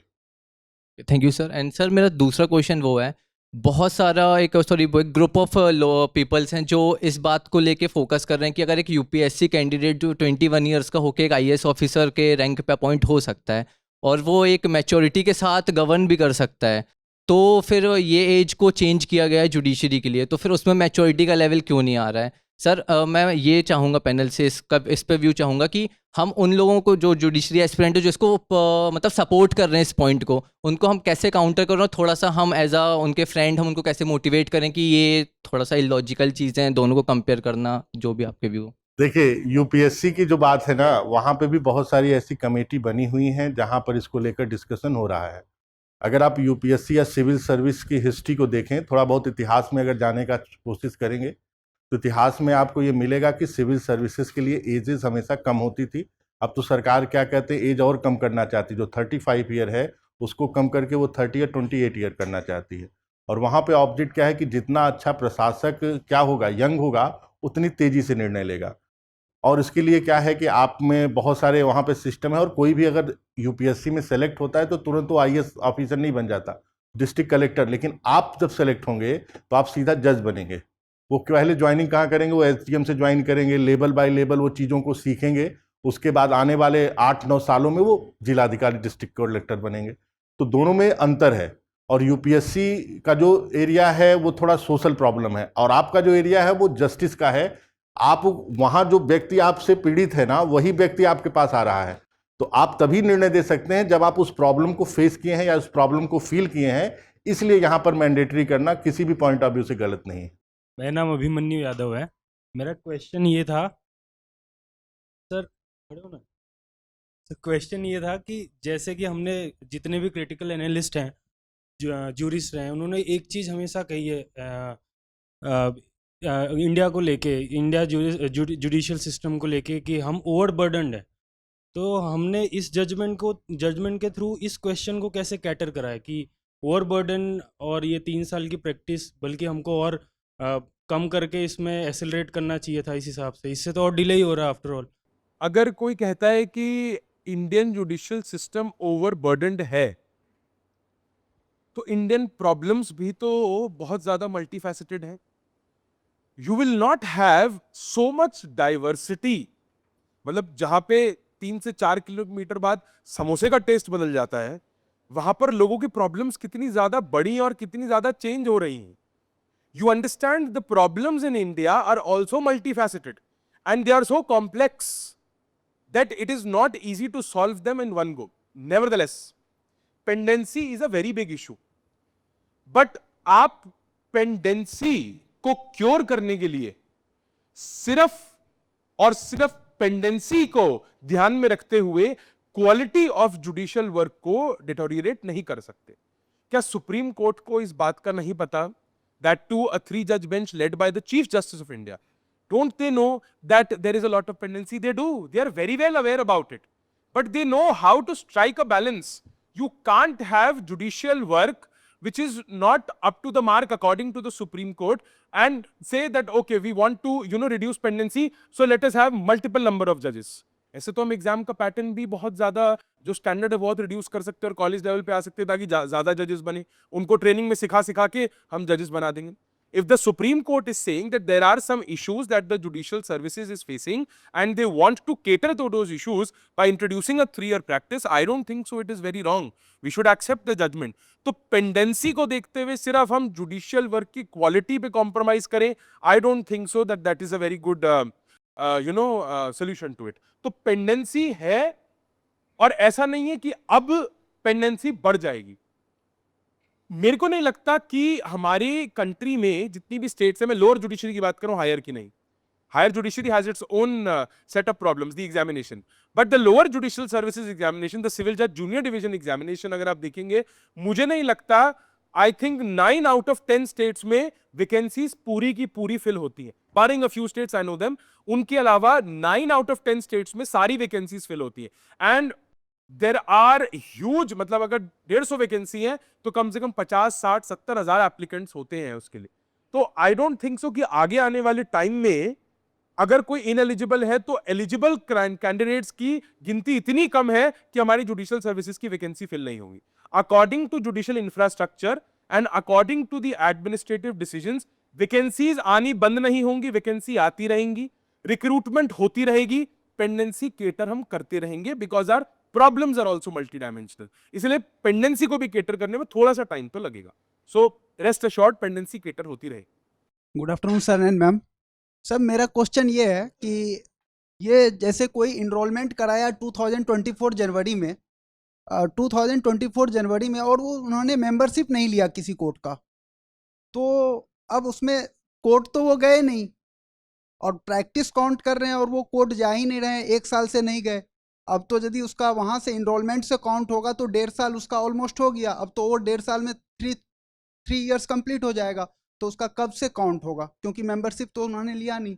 मेंबरशिप एसेंशियल रिक्वायरमेंट नहीं है. अगर आपने एनरोलमेंट किया है तो आसानी से हर ऑफिस, जो हर कोर्ट का जो ऑफिस होता है वहां पर आप जाओगे, you will be giving the application और आपको आराम से सर्टिफिकेट मिल जाएगा. मेंबरशिप होने से एडिशनल थिंग ये होती है कि आपके लिए कुछ भी फॉर्मेलिटीज नहीं करना पड़ता है, बस you will be only giving that membership का details and your CUP number और आसानी से सर्टिफिकेट मिल जाएगा. तो मियर फैक्ट कि आपके पास मेंबरशिप नहीं है डज नॉट मीन कि आपका काउंटिंग वो 1.5 साल पिछला काउंट नहीं होगा. It will be counted, but better it will be that अब आप मेंबरशिप ले लो, so that it is easy for you to get that certificate. तो सर्टिफिकेट ईजी होता है by getting that membership. This is the only way out. Thank you. First of all, sir, good afternoon, all of you. So, my question that those students who started preparing for the judicial services in the early stage of their LLB, so how will they maintain the flow of their preparation, considering they will become eligible to attempt the examination after 4 or 5 years? See, maintaining the rhythm and the speed of your preparation is not a very difficult thing. You just have to cut down on a lot of distractions, that's all. See, मैं आपको बताता हूँ, आपको time भी तो sufficient मिल रहा है, time भी आपको 3 साल मिल रहे हैं after becoming a fresh law graduate. See, मेरा सजेशन, आप 2 ऑप्शंस हैं आपके पास. या तो in your 4th year, end of 3rd year, starting of 4th year, you come for coaching और start self preparation, what is your choice. आप self preparation या कोचिंग जुडिशियल सर्विसेज की 3rd year के and में या 4th year के starting में आप शुरू कर दीजिए. जब आप ये कोचिंग शुरू करेंगे या पढ़ाई शुरू करेंगे तो in a matter of 2.5 years आप सफिशिएंटली इक्विप हो जाएंगे to practise law also, and you will be very well aware about the judicial concepts also. तो लीगल कॉन्सेप्ट्स क्लियर हो गए, जुडिशियल सर्विसेज के लिए बेस क्लियर हो गया आपका, प्रैक्टिस के लिए भी आपके पास अच्छे एनालिटिकल स्किल्स भी आ गए और साथ साथ आपके पास सफिशिएंट नॉलेज भी आ गई. तो आपको एक एज मिला, आपने अपनी एनरोलमेंट कराई. एनरोलमेंट कराने के बाद 3 साल तक आप जो भी एग्जामिनेशंस होते हैं उन पेपर्स का एनालिसिस भी करिए, so that you are well aware about the trend. बचेगा कुछ नहीं आपके पास, सिर्फ और सिर्फ 3 साल में practice, that means learning courtroom procedure, going with a senior, going to the court. अगर आपको कोई 1-2 केसेस मिल जाए, चेक बाउंस के केसेस, बेल के केसेस, ट्रेसपास के केसेस, ब्रीच ऑफ कॉन्ट्रैक्ट के केसेस, रिकवरी ऑफ मनी के केसेस, डिवोर्स का फर्स्ट सेकंड मोशन, अगर आपको मिल जाते हैं कोई cases, well and good. Otherwise attach yourself with a senior, और 3 साल तक जो नॉलेज आपने ली है, because senior will also then recognize your capability, because now you have an edge over other aspirants who have not done in-depth preparation for judicial services. क्योंकि अगर आप judicial services की इन डेप्थ प्रिपरेशन कर लेते हैं तो practice में आप ऑटोमेटिकली एक एज लेकर जा रहे हैं कोर्ट रूम में। ये बात ध्यान रखिएगा। लोग कहते हैं बहुत बारी कि प्रैक्टिकल लॉ और थ्योरेटिकल लॉ में डिफरेंस है, प्रोसीजर में आपको वर्किंग में डिफरेंस दिख सकता है, बट जो प्रैक्टिकल लॉ अप्लाई हो रहा है वो भी थ्योरी से ही निकल कर जा रहा है और कहीं से नहीं जा रहा है। So that is what I am saying कि एक ऑप्शन ये है कि आपने ऐसे प्रिपेयर कर एनरोलमेंट करा के 3 साल तक जो सीखा उसको अप्लाई भी करा, प्रैक्टिस करी, and then you gave judicial services examination with your full thrust. Because वो 3 साल जब आप वेट करेंगे उस टाइम पे आप पढ़ेंगे भी, प्रैक्टिस भी करेंगे, करियर भी चल रहा है, अर्निंग भी चल रही है, you will be at a little bit more peace, but don't forget your goal. This is option number 1। The second option जैसे हमारे पास भी है, you see we have evening batches, हमारे बैचेस इवनिंग में चलते हैं, there will be multiple evening batches. What you can do is that आप दिन में ट्राई करिए, आफ्टरनून भी है, दिन में ट्राई करिए that for example 10 to 1 आप अपने सीनियर के साथ अटैच हुइए, आप अपने सीनियर से बात करिए एंड उनको रिसर्च वर्क करके दीजिए, उनके साथ कोर्ट में अपीयर हुइए and you actually practise and look at the procedure. After observing that procedure, what you can do is you take admission in an afternoon batch, evening batch, or you self-study. That is your choice, up to you, howsoever you think is convenient for you. तो आपने क्या करा, 5 साल law करे, pressure उस time पे नहीं लिया, 3 साल एलएलबी करी, उस टाइम पे आपने प्रेशर नहीं लिया, you enjoyed your college life etcetera, right? Enrolment कराया, उसके बाद आपने अपनी प्रिपरेशन शुरू करी इन दोज 3 years, जिसमें आप प्रैक्टिस कर रहे हैं तो प्रैक्टिकल एक्सपोजर देख रहे हैं. अब अगर आप देख रहे हो ऑर्डर 6 रूल 17 सीपीसी में अमेंडमेंट ऑफ प्लीडिंग्स है, तो वो अमेंडमेंट ऑफ प्लीडिंग्स एक्चुअली में कैसे हो रहा है और थ्योरी में क्या कह रहे हैं, you can very well have a rhythm between the two. तो आप प्रैक्टिस भी करोगे, इवनिंग में, आफ्टरनून में खुद पढ़ो या बैचेस ज्वाइन करके आप कोचिंग भी कर सकते हो. So it is not very difficult कि आप कहो कि सर ये 3 साल में होगा कैसे. अगेन आई एम रिपीटिंग, क्या ये प्रोसीजर लंबा हो गया है? I can understand your problems कि ठीक है थोड़ा सा आपको ये ज्यादा लंबा लगेगा, और थोड़ा सा नहीं, कुछ स्टूडेंट्स को बहुत ज्यादा लगेगा.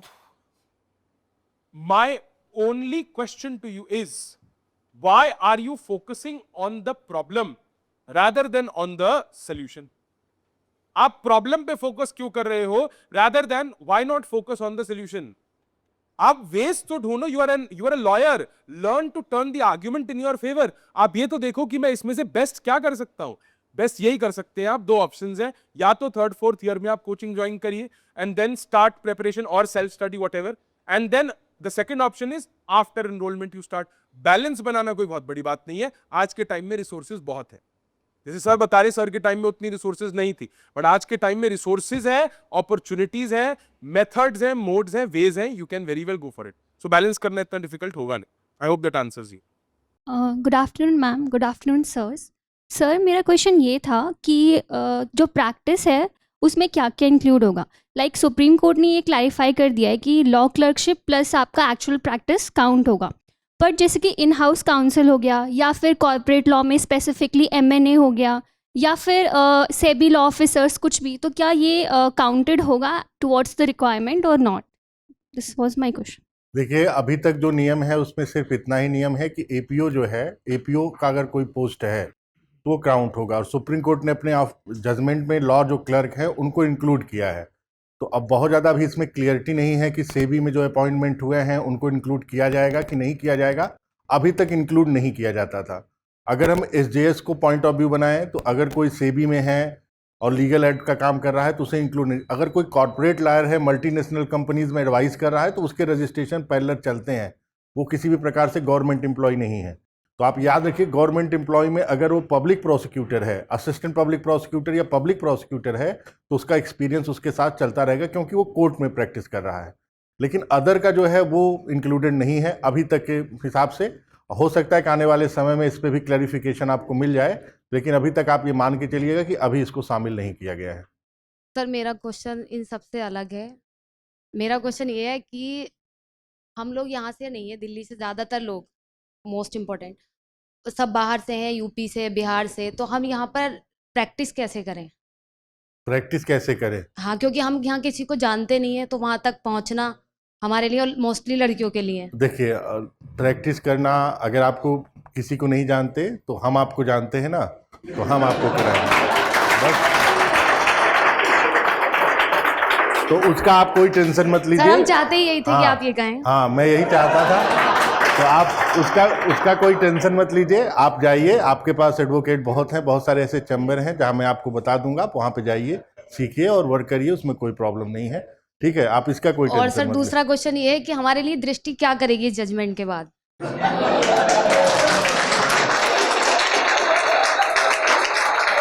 देखिए, जजमेंट के बाद दृष्टि क्या करेगी, और दृष्टि जो कर रही है ऐसा कोई करता भी नहीं है। Thank you. ये मैं ऐसे नहीं कह रहा हूँ, मैं इस चीज़ को फुल प्रूफ के साथ आपको कहता हूँ। बहुत सारे स्टेट, बहुत सारे आप कोचिंग इंडस्ट्री में जाइए, आपको कोर्स के ड्यूरेशन कम मिलेंगे। कहीं पर आपको 14 मंथ का कोर्स का ड्यूरेशन मिलेगा, कहीं पर आपको 16 मंथ का मिलेगा। दृष्टि जुडिशरी आपको 26 मंथ का दे रहा है। सर 22 महीने का हुआ था हमारे साथ, लेकिन और वो हम आपको टाइम 4 कम महीने बताया। एक्स्ट्रा दे रहे हैं, Thank और आप you, पढ़िए। और दृष्टि जुडिशरी आपको रोक भी नहीं रहा है कि अगर आपको मान लीजिए कोई कंसेप्ट नहीं समझ में आया, कोई क्लासेस नहीं समझ में आई, तो आप पुनः उस क्लास को अगेन ले सकते हैं, इसमें कोई बार नहीं है। तो दृष्टि आपके साथ हमेशा खड़ा हुआ है, दृष्टि जुडिशरी, और यहाँ की जितनी भी फैकल्टी हैं, जो मैनेजमेंट स्टाफ है, वो आपको फुल प्रूफ दे रहे हैं कि आप जीवन में सक्सेस होइए। मैंने पहले भी कहा कि दृष्टि जुडिशरी का ऑब्जेक्ट ये नहीं है कि उसको रेवेन्यू इंक्रीज करना है। दृष्टि जुडिशरी का ऑब्जेक्ट है कि आप में से हमें सिलेक्शन चाहिए, हम इसलिए मेहनत करते हैं, हमारा आपसे कोई रिश्ता नहीं है। और जब आप जज बन जाएंगे तो हो सकता है कि आप मेरे को जानेंगे भी नहीं, लेकिन मेरा इंपॉर्टेंट चीज़ ये है कि आप दृष्टि जुडिशरी के स्टूडेंट हैं और आप जज बनिए, तो नाम हमारा भी होगा, और कल हम अच्छे से स्टेब्लिश रहेंगे कि भाई हमारे पढ़ाए हुए बच्चे जज हुए तो कुछ और आएंगे। तो हमारा इतना ही उद्देश्य है। सर, एक तो आप डाउट एक काम करिए। एक डाउट और, हमारा 1.5 साल का टाइम पीरियड रहा है फर्स्ट बैच के बच्चों का, हम फर्स्ट बैच से हैं, तो उसके बाद फिर हम कैसे कनेक्ट होंगे? कनेक्ट ही तो हो रहे हैं, आप डेली क्लास कर रहे हैं, मैंने आपसे सर कहा। 1.5 साल बाद की बात कर रहे हैं हम, 1.5 साल बाद डिस्कनेक्ट हो जाएंगे, और जो हमारा एक्सिस है वो भी 1 साल बाद उसके बाद खत्म हो जाएगा। हाँ। लेकिन 3 साल तक देखिए, हम आगे, मतलब अब आपको जो पढ़ना था, जो प्रैक्टिस करना था, अब आपने ये देखिए कि 3 साल में आप कितना किया, ये आपका देखना होगा। आपने कितने मेंस के टेस्ट सीरीज दिए, आपका ये पहले इंपॉर्टेंट चीज़ है। कितने आपने ऑब्जेक्टिव पेपर दिए। और मैं आप लोगों को बताता हूँ, इंग्लिश मीडियम के बच्चों में थोड़ी ये इशू है, वो टेस्ट सीरीज नहीं देते। टेस्ट सीरीज ही आपको जज बनाएगा, और यही व्यक्ति जो यहाँ पर बार बार चीज़ आप लिखेंगे ना, वही आपको जज बनाएगा। अगर आप इसमें कोई भी अपने भर लीजिए कि नहीं मैं बहुत टैलेंटेड हूँ, मुझको सब कुछ आता है, ये सब निकाल कर फेंक दीजिए। आपसे ज़्यादा टैलेंटेड पड़े हुए हैं, ये दुनिया टैलेंटों से कम इस नहीं है। अब्दुल कलाम बहुत है, अब्दुल कलाम बन गए ना क्योंकि उन्होंने अपने टैलेंट का उपयोग किया। सेब को सब ने गिरता हुआ देखेगा, लेकिन न्यूटन ही महान क्यों हुआ? क्योंकि उसने अप्लाई किया। तो आपको अप्लाई करना है, और अप्लाई तभी होगा जब आंसर राइटिंग आप करेंगे। और मैं आप देखता हूं कि आप लोग आंसर राइटिंग नहीं करना चाहते, ऑब्जेक्टिव पेपर दे देंगे, आंसर राइटिंग नहीं करेंगे। भाई आंसर राइटिंग से ही जज बनेगा। और ये जजमेंट उन्हीं बच्चों के लिए आया है कि वो प्रैक्टिस मेहनत करें और जज बन जाएं, और ये जजमेंट उन्हीं के लिए है।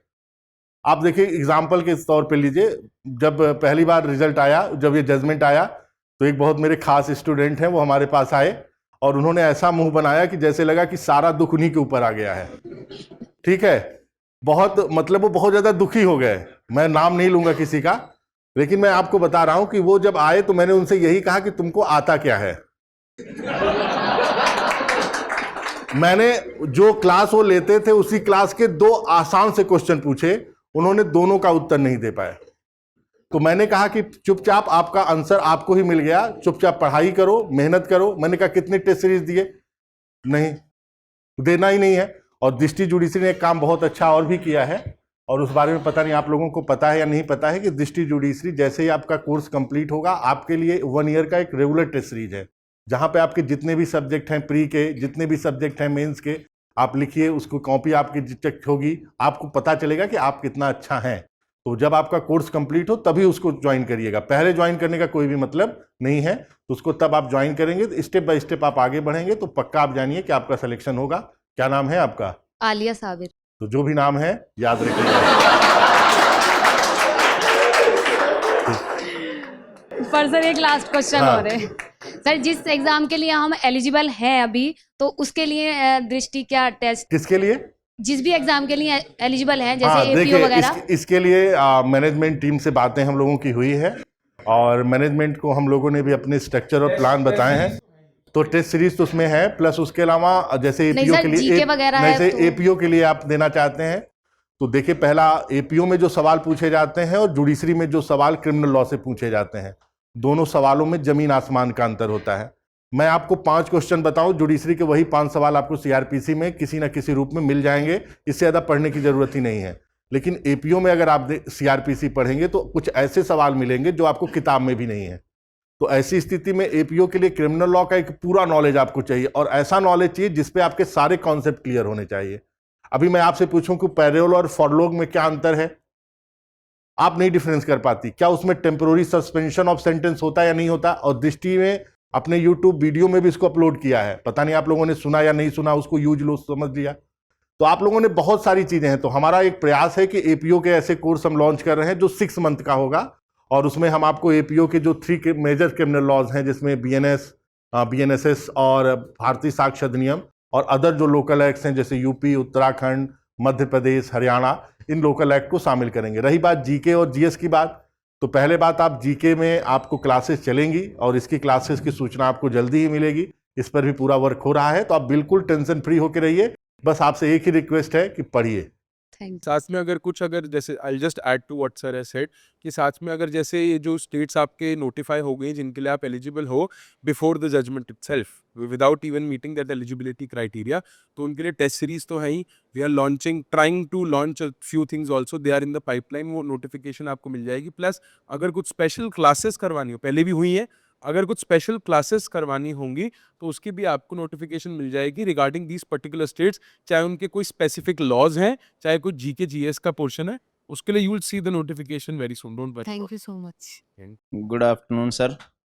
सर आवाज़ आ रही? मेरा क्वेश्चन थोड़ा इनोसेंट सा है बट रियलिटी है कि जैसे कुछ एरिया ऐसे होते हैं जहाँ पर बहुत जल्दी मैरिज हो जाती है।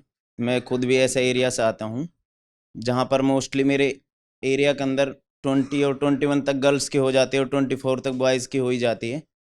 अब अगर लगाया जाए जैसे 12th और 6 से स्टार्ट करते हैं तो 18 ये हो जाती हैं, 3 इयर्स बीए हो जाती है, 21 और 3 इयर्स तक एलएलबी, 24 तक तो यही हो जाते हैं। उसके बाद फिर सोचते हैं चलो कुछ और करते हैं, क्या पता जज वज बन जाएं। फिर जुडिशरी के लिए सोचते हैं तो 3 साल बाद एलिजिबल ही होते हैं। फिर घर वाले सोचेंगे कहाँ तू जज, जैसे मैं हूँ, मेरी फैमिली वाला कहता है अगर जज बनता है ठीक है, अदरवाइज तो यहीं आ जाना। तो हाँ यार, एपीओ वगैरह जिसको नहीं देना हो तो फिर वो कहाँ से ऐसे मोटिवेट लाएगा कि भाई अगर 3 साल बाद एलिजिबल होगा, मोटिवेशन आएगी, उसके बाद तो तू एलिजिबल होगा, फिर तेरी जर्नी स्टार्ट होगी, क्या पता बनता है नहीं बनता। पहली बात यह है कि जब जीवन में सब कुछ हार गए तब कहे कि हमको जज बनना है, तो ऐसे लोगों के लिए जज बनने की कोई अपॉर्चुनिटीज नहीं है। ये अगर 21-22 की एज में हुई तो मिनिमम एज भी नहीं हुआ। और दूसरी चीज ये है कि शादी जल्दी हो गई इसलिए हम ऐसा करेंगे, तो शादी कोई बैरियर थोड़ी है। सामने वाला भी तो बनना चाहता है, उसको भी बनने दो और तुम भी बनो। अकेले का खर्चा नहीं होता उसके तो अकेले का खर्चा नहीं होता तो उसके लिए जाके कमाओ। शादी क्यों कर? फिर शादी ही क्यों की? शादी नहीं करना चाहिए था। हमारे पिताजी ने हमसे कहा कि शादी कर लो, हमने कहा नहीं करेंगे, खिलाएंगे क्या? अगर आप गारंटी लीजिए कि आप जीवन भर खिलाएंगे तो हम कर लेते हैं। तो उन्होंने कहा तब ठीक है, करो ही मत।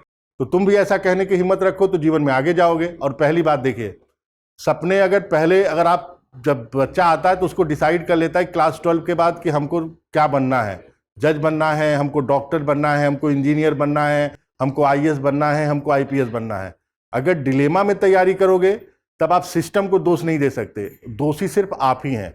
और शादी कोई बैरियर नहीं है और ऐसे बहुत से एग्जाम्पल हैं जहाँ पे शादी करने के बाद लोग जज बने हैं। इसका एग्जाम्पल मैं देता हूँ। एक व्यक्ति का जो हस्बैंड था वो यूपीएससी को क्वालिफाई किया और उसको कर्नाटक कैडर मिला, आपने न्यूज़पेपर में भी पढ़ा होगा। उसकी जो वाइफ थी वो यूपी कैडर की थी। उसने यूपी कैडर से रेजिग्नेशन दिया और कर्नाटक में कन्नड़ लैंग्वेज को सीखने के बाद उसने वहाँ पर क्वालिफाई कर लिया। तो जज बनने का जिसका अपना ऑब्जेक्ट है, जिसका अपना डिटर्मिनेशन है, वो जज बनेगा। आप डिफेंस के तौर पर आप कुछ भी यूज कर लीजिए कि ऐसा है, ये है, हमारे घर वाले हमको सपोर्ट नहीं कर रहे हैं, सब आपको सपोर्ट कर रहे हैं। अगर दिल्ली में रहकर आप 20,000 रुपए का कमरा लेकर खर्चा करने के लिए रेडी हैं, तो ऐसी स्थिति में कोई भी ऐसा घर वाला नहीं है जो आपको ऐसा मना कर रहा है।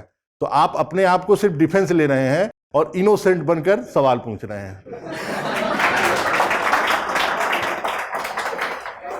कि मैं आपको इसमें ना मैं एक और आपको इंसिडेंट बताता हूँ, मेरे को अभी सर के बोलने से याद आया। There is one person in Punjab judicial services, he had cleared the assistant public prosecutor examination.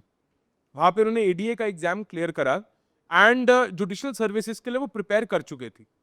ADA की तरीके से मतलब वो एक असिस्टेंट पब्लिक प्रोसिक्यूटर की तरह प्रैक्टिस कर रहे थे। उनको बड़ा पुश करा गया, बड़ा फोर्स करा गया कि आप अब जुडिशियल सर्विसेज क्लियर कर लो। तब तक उनकी शादी भी हो चुकी थी। उन्होंने बड़े इंसिस्ट करने पे जुडिशियल सर्विसेज क्लियर करा और एक बहुत अच्छी रैंक से ही बिकेम अ जज। अब यहां पे बात खत्म नहीं है, he had a child also. उसके बाद उनका मन करा कि अब मैं हायर जुडिशियल सर्विसेज में जाऊंगा, तो उन्होंने ज्यादा कुछ पूछा नहीं इधर उधर, उन्होंने जुडिशियल सर्विसेज से डायरेक्ट रेजिग्नेशन दे दिया। He resigned from the judicial services, he resigned his post as a civil जज। उन्होंने रिजाइन करा। After resigning as a magistrate, उनका घर वहां पर था नहीं उस टाइम पे, सरकारी घर चला गया बिकॉज उन्होंने रेजिग्नेशन दे दिया। उनके एक फ्रेंड थे, एनआरआई फ्रेंड थे, उनके घर की छत पर एक कमरा था, वो अपने फैमिली के साथ, इमेजिन वाइफ एंड बच्चे के साथ वो वहां पर रहे। आफ्टर रिजाइनिंग बीइंग अनएम्प्लॉयड वो वहां पर रहे and ultimately he got the first rank in the higher judicial services in that particular attempt. तो ये तो 3 साल प्रैक्टिस करने की बात है। यहाँ पे people have the courage to, even if they know that they can do it, if they have the capability, they have the courage to even leave their post and then clear higher judicial services. तो ऐसी कोई बहुत बड़ी challenge आता नहीं है। If your family is cooperative, if your wife is, ऐसा नहीं है। आप बहुत सारे लोगों को देखेंगे जो शादी होने के बाद भी जजेस बनेंगे, आप देखेंगे आगे आने वाले फ्यूचर में। उसमें कौन सी बहुत बड़ी बात थी? पूछो। मेरा क्वेश्चन ये था जैसे कि इनरोलमेंट प्रोसेस में कई time state to state vary करता है। अब जैसे यूपी में अगर देखा जाए इनरोलमेंट, तो वहाँ 6 महीने लग जा रहा है, 6 महीने, और इधर दिल्ली में अपने 1 महीने में अमूमन हो जा रहा है। तो अब ज़रूरी नहीं है कि 3 साल पूरा होते होते वैकेंसी आ ही जाए, 3 साल पूरा होते होते वैकेंसी आ ही जाए, तो ये एक हिसाब से अनइक्वलिटी हुआ है ना। अब अगर जैसे कि हर साल वैकेंसी आ रही है, उस हिसाब से अगर 3 साल पे अगर प्रैक्टिस मैंडेटरी किया जाए तो ज़्यादा बेहतर है। और ये मतलब थोड़ा अप्रासंगिक लग रहा है कि अब जैसे देखा जाए कि प्रॉपर खुद से अगर वैकेंसी उस तरह से रिलीज कर रहे हैं टाइमली, तो 3 साल करना कुछ हद तक सही है। और बाकी और भी बैरियर हैं। आप कह क्या रहे हैं? ये पहले बताइए। देखिए, कोई आप ये कह रहे हो कि यूपी में 6 महीने तो एनरोलमेंट में ही लग जाते हैं, तो 3 साल पूरे कैसे करें? आप ये कहना चाह रहे हैं? अब जैसे लगभग हमारे साथ जितने बच्चे पढ़ रहे थे, वो कुछ लोग दिल्ली में एनरोलमेंट कराए, कुछ लोग कहीं एनरोलमेंट कराए, तो स्टेट टू स्टेट वेरी कर रहा है ना टाइम पीरियड। तो अब हमसे पहले तो वो एलिजिबल हो जाएंगे एग्ज़ाम के लिए, हम तो उनके बाद होंगे, तो ये भी तो एक फैक्टर है कहीं ना कहीं। वो जो स्टेट का होता है, हर स्टेट का अपना अपना डिफरेंट क्राइटेरिया है। यूपी एक बहुत बड़ा बिग स्टेट है, पॉपुलेशन बहुत ज़्यादा है, नंबर ऑफ स्टूडेंट और नंबर ऑफ कैंडिडेट भी ज़्यादा है, तो वहाँ पे टाइम जो होता है लेंदी होता है। अभी तो आपको 1 महीने लगता था, जब हम लोग थे तो दिल्ली में आपको 3 दिन में रजिस्ट्रेशन हो जाता था, और यूपी में तब भी 1 मंथ 2 मंथ लगते हैं। तो ये बैरी हमेशा हर स्टेट के प्रोसीजर में है, तो ये होता है। और रही बात, जैसे ही आपका 3 इयर्स कंप्लीट होगा, आपको वैकेंसी मिलेगी। यूपी की नहीं मिलेगी तो बिहार की नहीं मिलेगी, बिहार की नहीं मिलेगी तो यूपी की मिलेगी, उत्तराखंड की मिलेगी। तो जो आप तैयारी कर रहे हैं तो आप पूरी कर रहे हैं ना, और आपके पास वही 3 साल है। जैसा मैम ने पहले ही कहा कि आपको अब किसी एक स्टेट में फोकस नहीं करना है, अब आप डिफरेंट स्टेट में भी जा सकते हैं, आप डिफरेंट स्टेट को भी टारगेट कर सकते हैं, क्योंकि सबके लिए एलिजिबिलिटी क्या हो गई? कॉमन हो गई। कॉमन क्या हो गया? 3 ईयर। कंपटीशन क्या हो गया? कम हो गया। तो आपके लिए बेनिफिट है। आप इस चीज़ को पॉजिटिव वे में लीजिए और हमेशा हैप्पी रहेंगे, और निगेटिव में लेंगे तो हमेशा दुखी रहेंगे। इसलिए जीवन में हर चीज़ सकारात्मकता देखिए, मैं प्रधानमंत्री मोदी का आलोचक हूं या विरोधी, इससे मतलब नहीं पड़ता, लेकिन मोदी हमेशा ये कहते हैं कि आपदा में अवसर की खोज करनी चाहिए और इसी विश्वास के साथ काम करना चाहिए। तो अगर आपके लिए आपदा फील हो रही है तब भी आप उसमें अवसर देखिए, और अगर आप अवसर देखेंगे तो सफलता आपको जरूर मिलेगी। मेरा दूसरा क्वेश्चन ये था कि जैसे स्पेसिफिकली कहीं मेंशन नहीं किया है कि ऑर्डर शीट पे नाम या ऐसा कुछ चढ़ाना मैंडेटरी है, तो क्या इस जजमेंट का पर्पज सर्व हो रहा है अगर मतलब प्रॉपर प्रैक्टिस नहीं कर रहे हैं और 3 साल इनरोलमेंट के बाद से ही हो रहा है? बहुत से लोग ऐसे हैं कि जो इनरोलमेंट पहले हमसे करा रखे थे उनको इस बारे में संज्ञान नहीं था कि मतलब हम प्रैक्टिस कर रहे हैं नहीं कर रहे हैं, तो दोनों लोग तो सेम ही समकक्ष पे हैं अभी ना, लेकिन उनका प्रैक्टिस हमसे आगे हो गया। इसका उत्तर एक लाइन में है, आज से पीछे कि चढ़ मैं गए। सुप्रीम कोर्ट ऑफ इंडिया नहीं हूं, मैं सिर्फ एक टीचर हूं, मैं सिर्फ उसके पॉजिटिव इम्पैक्ट को बता सकता हूं, उसके निगेटिव इम्पैक्ट को बता सकता हूं।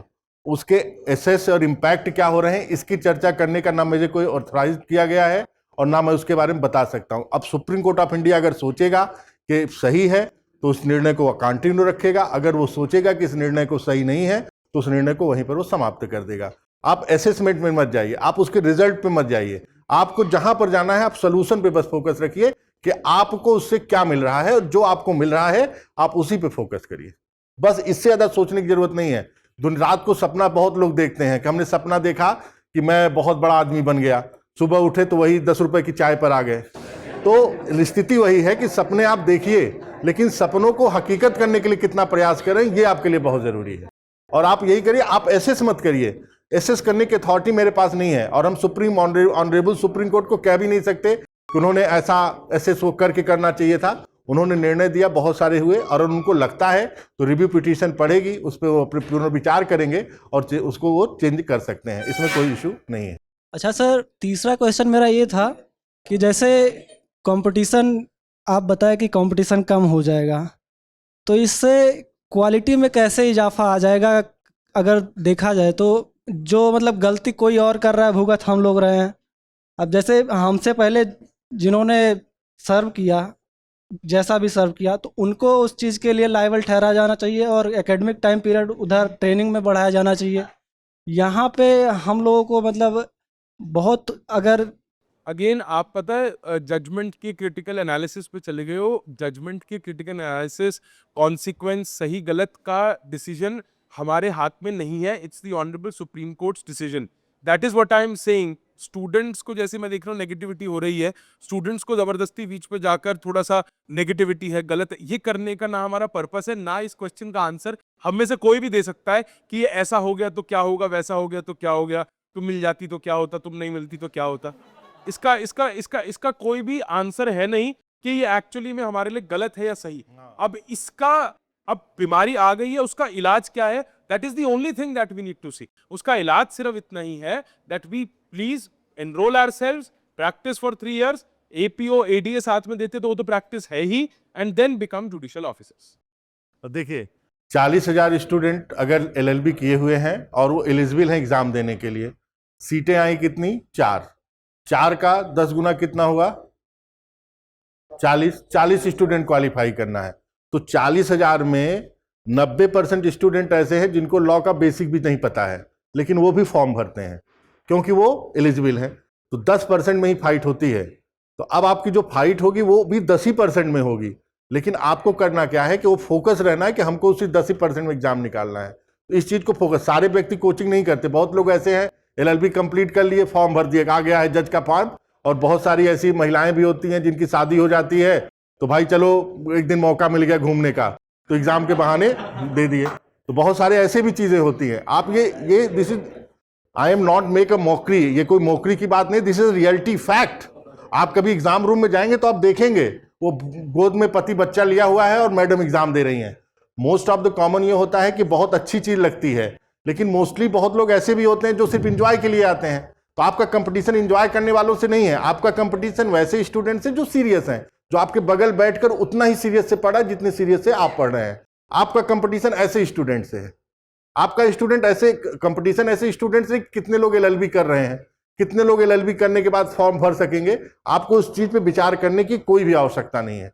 वनली आप अपने आप पे फोकस करिए, अपनी स्टडी को फोकस करिए। और जो आप अच्छा कर सकते हैं अपने लिए उस पर आप ध्यान लीजिए, निगेटिव चीजों को छोड़ दीजिए।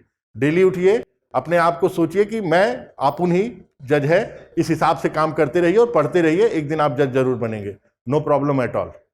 Thank you. My name is Rakhi. My question is all three of you. My question is to all three of you. My question is, what about those who are having the last hope and the last attempt? Like Divyan sir said कि 32 years of the 32 year age होती है DJS में, तो वो लोग क्या करें? आप कुछ suggestions दे दीजिए। The thing is that whatever I am seeing from your question कि negative mindset is more. If a water is half filled, if a glass is half filled with water, तो आप क्या देखोगे? आधा भरा हुआ या आधा खाली? Beauty lies in the eyes of beholder. So it is we have to see that. ठीक है, judgment is there, but there are certain way out. Why don't you go for APO? Don't you see syllabus is very less? केवल criminal law आएगा, minor laws आएगा, static portion is there. और अगर आप APO qualify करोगे तो आपकी practice भी कंटिन्यूड रहेगी। और मान लो APO का देते देते 3 years is completed, जुडिशरी भी आप ले सकते हो। And if suppose judiciary is not done, you can take SGS exam also. You can be a law researcher in Supreme Court. 80,000 plus salary you get as a per month in your hand. तो क्या legal researcher की 80,000 salary in Supreme Court is less? I am trying to point out कि there are way out बच्चे। ठीक है, judiciary देना is a delayed process if you are a fresher. अगर आप कॉलेज के फर्स्ट ईयर में हो या सेकेंड ईयर में हो, but there are other way out also. Do give APO का एग्जाम, APP का exam, do be law clerks, even though high courts में, some high courts में 15,000 से 20,000 मिलेंगे, but something is better than nothing. तो always focus on the solution rather on that कि हाँ what should be done. If you'll be counting literally liberal interpretation दोगे तो होगा 3 + 3 + 3 और 5 + 3, तो 9 and 8 years किसी को भी बोलोगे तो टफ लगेगा कि इतना साल nobody will wait. But if you will be channelizing yourself, do you know जितना एग्जाम भरे जाते हैं फॉर्म ना, उसमें से ज्यादातर सीरियस होते ही नहीं है, they only go. तो अपने आप को चैनलाइज करो, अपना टारगेट फिक्स करो. If the financial burden is there, best way out is APO का एग्जाम, रिसर्चर्स का post, that you can do. Additionally you can search LLM के कॉलेजेस जो सस्पेंड नहीं करते हैं आपकी एक्सपीरियंस, लाइक ड्यू का इवनिंग एलएलएम जो विच इज ऑफ 3 years, वहां सस्पेंशन नहीं होगा. That you can do. LLM के साथ साथ you can open academic career by giving NET JRF. तो why you are only focusing on judiciary judiciary and judiciary? Yes, it should be your goal, लेकिन वो डीलेड हो सकता है, लेकिन डिनाइड नहीं हो सकता है. Are getting my point?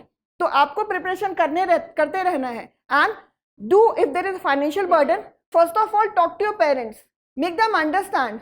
बच्चे यू हैव टू टेक मतलब you have to take a stand. और आप ईसीजी की मशीन में देखते होगे कि the ups and down is there, then only the life is there. सीधी होती है, the man is dead. I getting my point? अगर लाइफ एकदम स्मूथ चलेगी, it is not possible. Even भगवान को भी they have to be in exile. और अगर आप, डू यू नो, कोल और डायमंड दोनों का सेम कंपोनेंट होता है, कार्बन का. कोल की कीमत देख लो और डायमंड की कीमत देख लो. Why such thing is there? क्योंकि तपता है वो. तो जितना आप स्ट्रगल करोगे, यस, अभी आपको लग रहा होगा कि parents will not wait for 3 years, पैसे कहाँ से आएंगे, और एज अगर है, देर आर मेनी पीपल जो 28 साल में एलएलबी करने जाते हैं 3 years, उनका क्या? तो there is a high possibility in the coming years, अगर ऐसा कुछ होगा तो there is a high scope कि वो 35 years एनहांस की जाएगी और age relaxation will be given. So don't focus yourself to one state, don't be behind only judiciary only, take other exam also, और do something other than judiciary जब तक कि आपका 3 साल काउंट हो रहा है.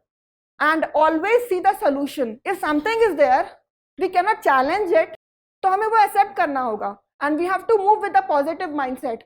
अगर हम 9 बार अपने आप से बोलेंगे 3 साल का टाइम है, अब तो एकदम नहीं होगा, तो लिख के रख लो, नहीं होगा. What ever you think that will happen, what ever goes around that comes around. Do से टू योर सेल्फ, 3 साल का टाइम है, मैं डीजेस भी दूंगी. अगर 1 साल का मुझे जजमेंट हाईकोर्ट का पढ़ना पड़ा दिल्ली का, that also I do. Bihar में 15 से 25 मार्क का क्वेश्चन लिखना है, that also I do. UP का judgement writing WS plate, that also I do. 150 marks का local law, that also I do. मतलब you will not leave a single stone unturned now. Better है utilise 3 years for writing answers of every question of PYQs and write on a piece of paper if you have solved mains of every state, your exam is nowhere. You are in that final list. अगर आपका exam में एक भी question नहीं छूटता है, you are in the race of mains का qualified people. तो take exam, take judgment in that way बच्चे, because if you'll be taking in negative way, तो negative सोचोगे, negative result will come. Positive सोचोगे, positive result will come. हाँ, delay हो सकता है, टाइम लग सकता है, बट आप सब भी जानते हो जुडिशरी का process is a jargon process. Itself they used to take 1.5 sometime more than that PT mains and interview. As you are beginner तो आपको लगता होगा आज कॉलेज पास आउट करेंगे, कल पीटी देंगे, qualify, next month mains, next month interview, और 6 महीना में ऑल सेट एज अ जज. But this is not the reality. So that you have to focus. Thank you so much, ma'am.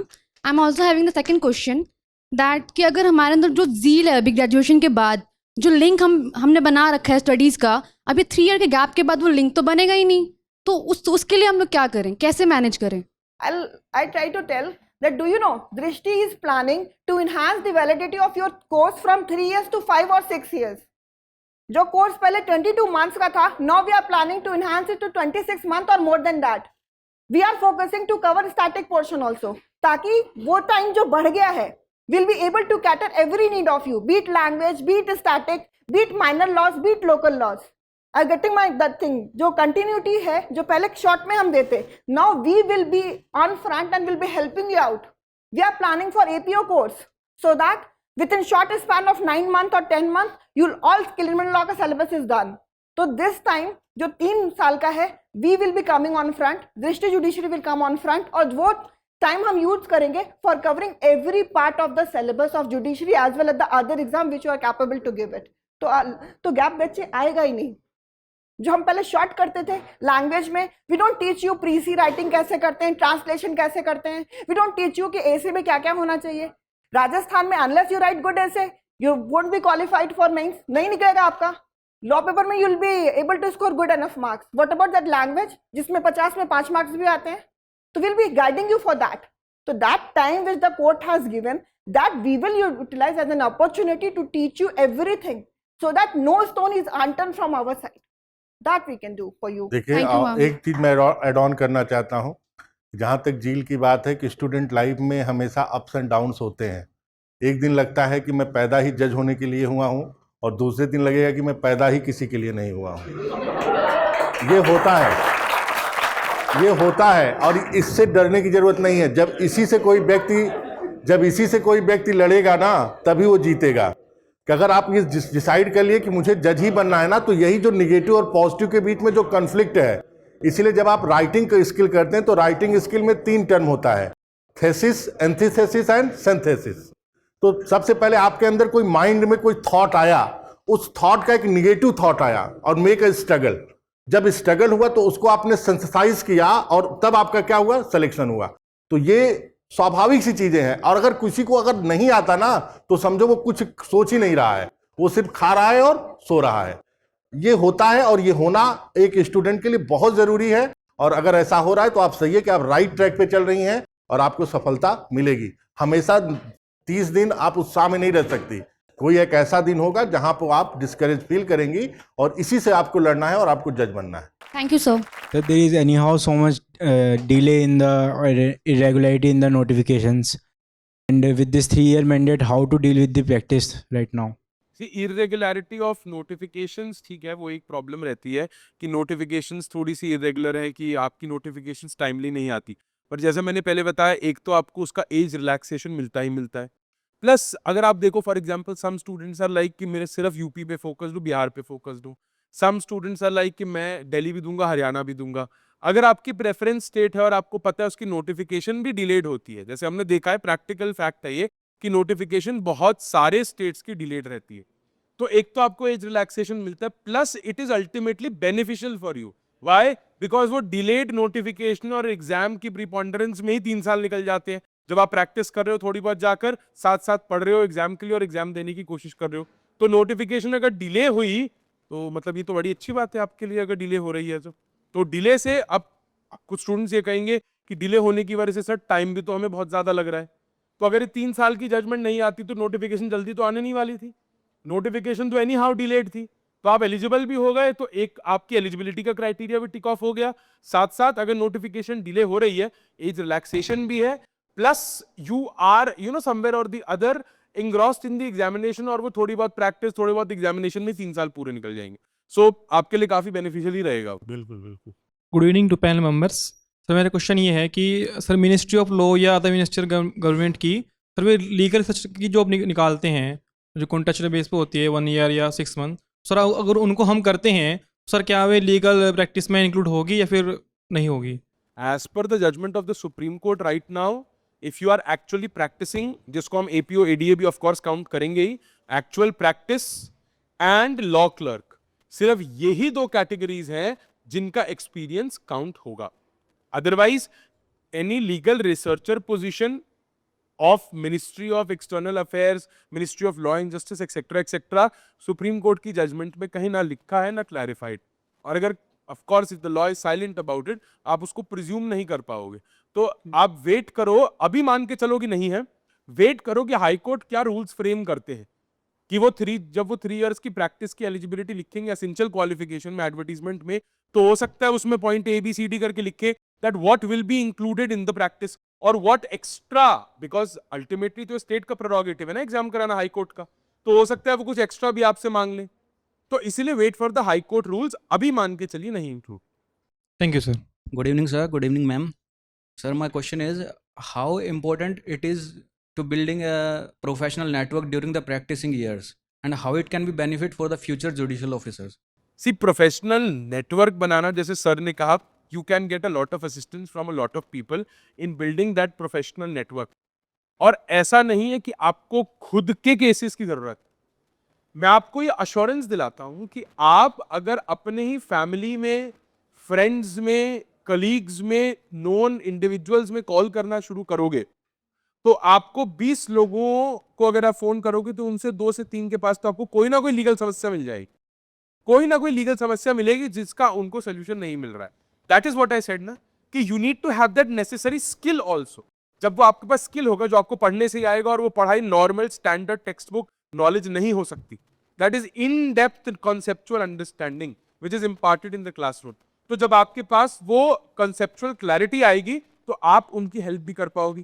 Professional network ऐसे ही बनेगा कि जब आप कोर्ट में खड़े होके अफेक्टिव आर्ग्यूमेंट करोगे जज के सामने, उसी छोटे से चेक बाउंस या बेल के मैटर या ट्रेसपास, या फॉर एग्जांपल लेट अस से पड़ोसी घर के आगे गाड़ी खड़ा कर गया, पड़ोसी ने घर के आगे कूड़ा फेंक दिया, पड़ोसी ने बिजली की तार से छेड़छाड़ कर दी, इस तरीके के मामले तो हमें रोज मिलते हैं। RWAs, जो RWA है उनके तो एसोसिएशन के मैटर्स आपको बहुत सारे मिल जाएंगे। If you start contacting your friends and your elders who are staying in different condominiums and societies, तो आप अगर उनसे जाके कॉन्टैक्ट करोगे तो आपको डेफिनेटली बहुत सारे लीगल इश्यूज मिलेंगे जिनका आप as an officer of the court आप एक्चुअली में उन लीगल इश्यूज का समाधान दे सकते हो। तो प्रोफेशनल नेटवर्क बनाना कोई प्रॉब्लम नहीं है, और उन्हीं इश्यूज के लिए जब आप कोर्ट में जाके आर्ग्यू करोगे, people will start recognising you.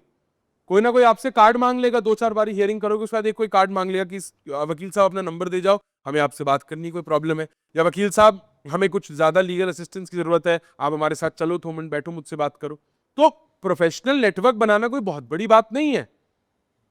क्या सुप्रीम कोर्ट कह रहा है, वो ये कह रहे हैं कि हमें एक्चुअल प्रैक्टिस, मतलब हमें ऐसे जजेस चाहिए बेंच पर जो कोर्टरूम प्रोसीजर, एडवोकेट्स की क्राफ्ट और एडवोकेट्स की एक्चुअल प्रॉब्लम्स को समझते हैं, सो दैट एक सिंक्रोनाइजेशन बने एंड अल्टीमेटली जो क्लाइंट है, जो पार्टी है, उसका पूरा बेनिफिट हो सके। बिकॉज सी, एडवोकेट एंड जजेस, they are both only parts of the machinery, the ultimate beneficiary is the citizen.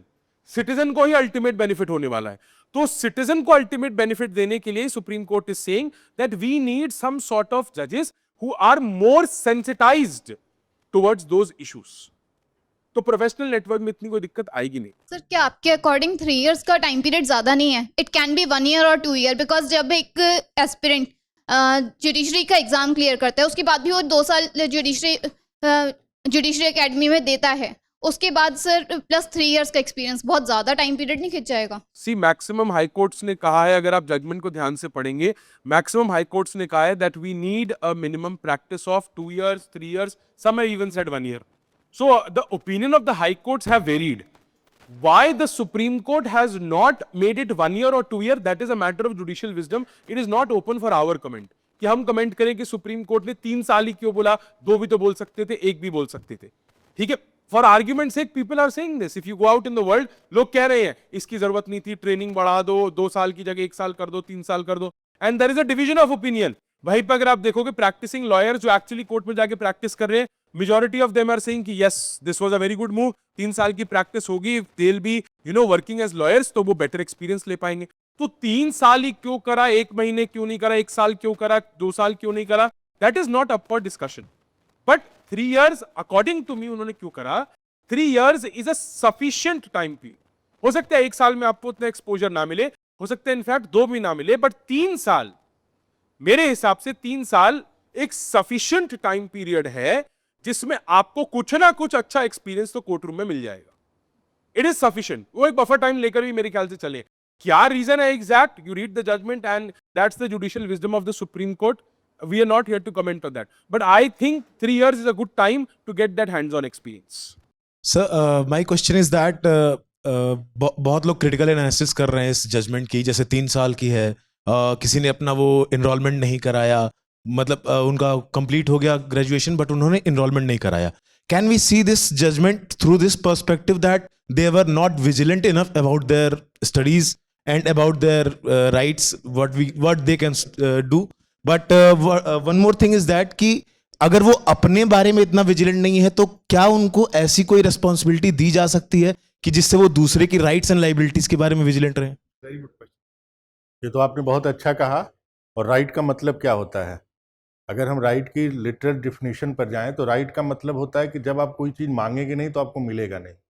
तो सुप्रीम कोर्ट भी यही कहता है कि अगर आप अपने राइट के बारे में नहीं जानते तो आपको हम रिलीफ क्यों दें. इसलिए आप देखते हैं बहुत सारे केस लॉज ऐसे होते हैं जहां पर सुप्रीम कोर्ट उन्हीं को रिलीफ देता है जो सुप्रीम कोर्ट के सामने गए. तो राइट का मतलब तो यही है.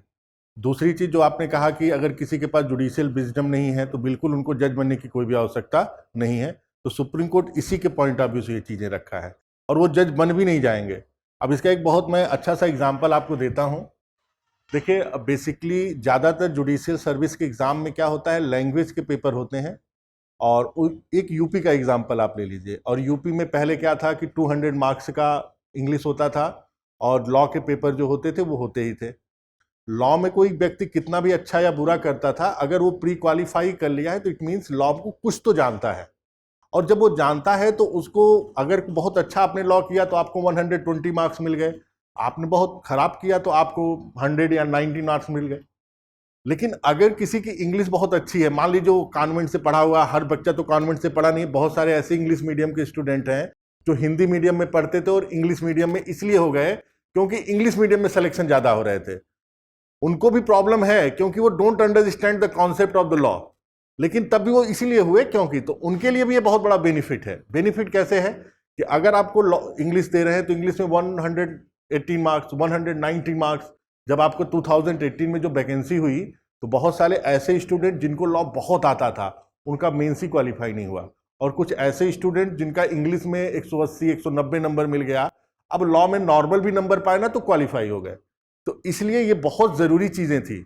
और जो हुआ है, इसलिए मैं बार बार इस बात को प्रेस कर रहा हूं कि ये बहुत ही पॉजिटिव है. आपको वो दिखाई नहीं दे रहा है क्योंकि दिखाने वाले जो लोग दुनिया में फैले हुए हैं वो लोग आपको गलत दिखा रहे हैं क्योंकि उन्होंने वो चीज़ फील नहीं किया है. अगर वो फील करते और अनसक्सेसफुल का कैसे होता है व्यक्ति, अगर वो चीज़ जानते ना तो वो ये चीज़ जरूर बताते. तो सबसे बड़ा रीज़न यही है कि वो व्यक्ति आपको बता ही नहीं पा रहे हैं कि अनसक्सेस होने का कारण क्या है. तो बहुत सारे ऐसे रीज़न है. आप देखिए, आप दिल्ली में जाइए तो इंग्लिश का कम थोड़ा वो है, वहाँ सवाल कम आता है, लेकिन यूपी में बहुत है.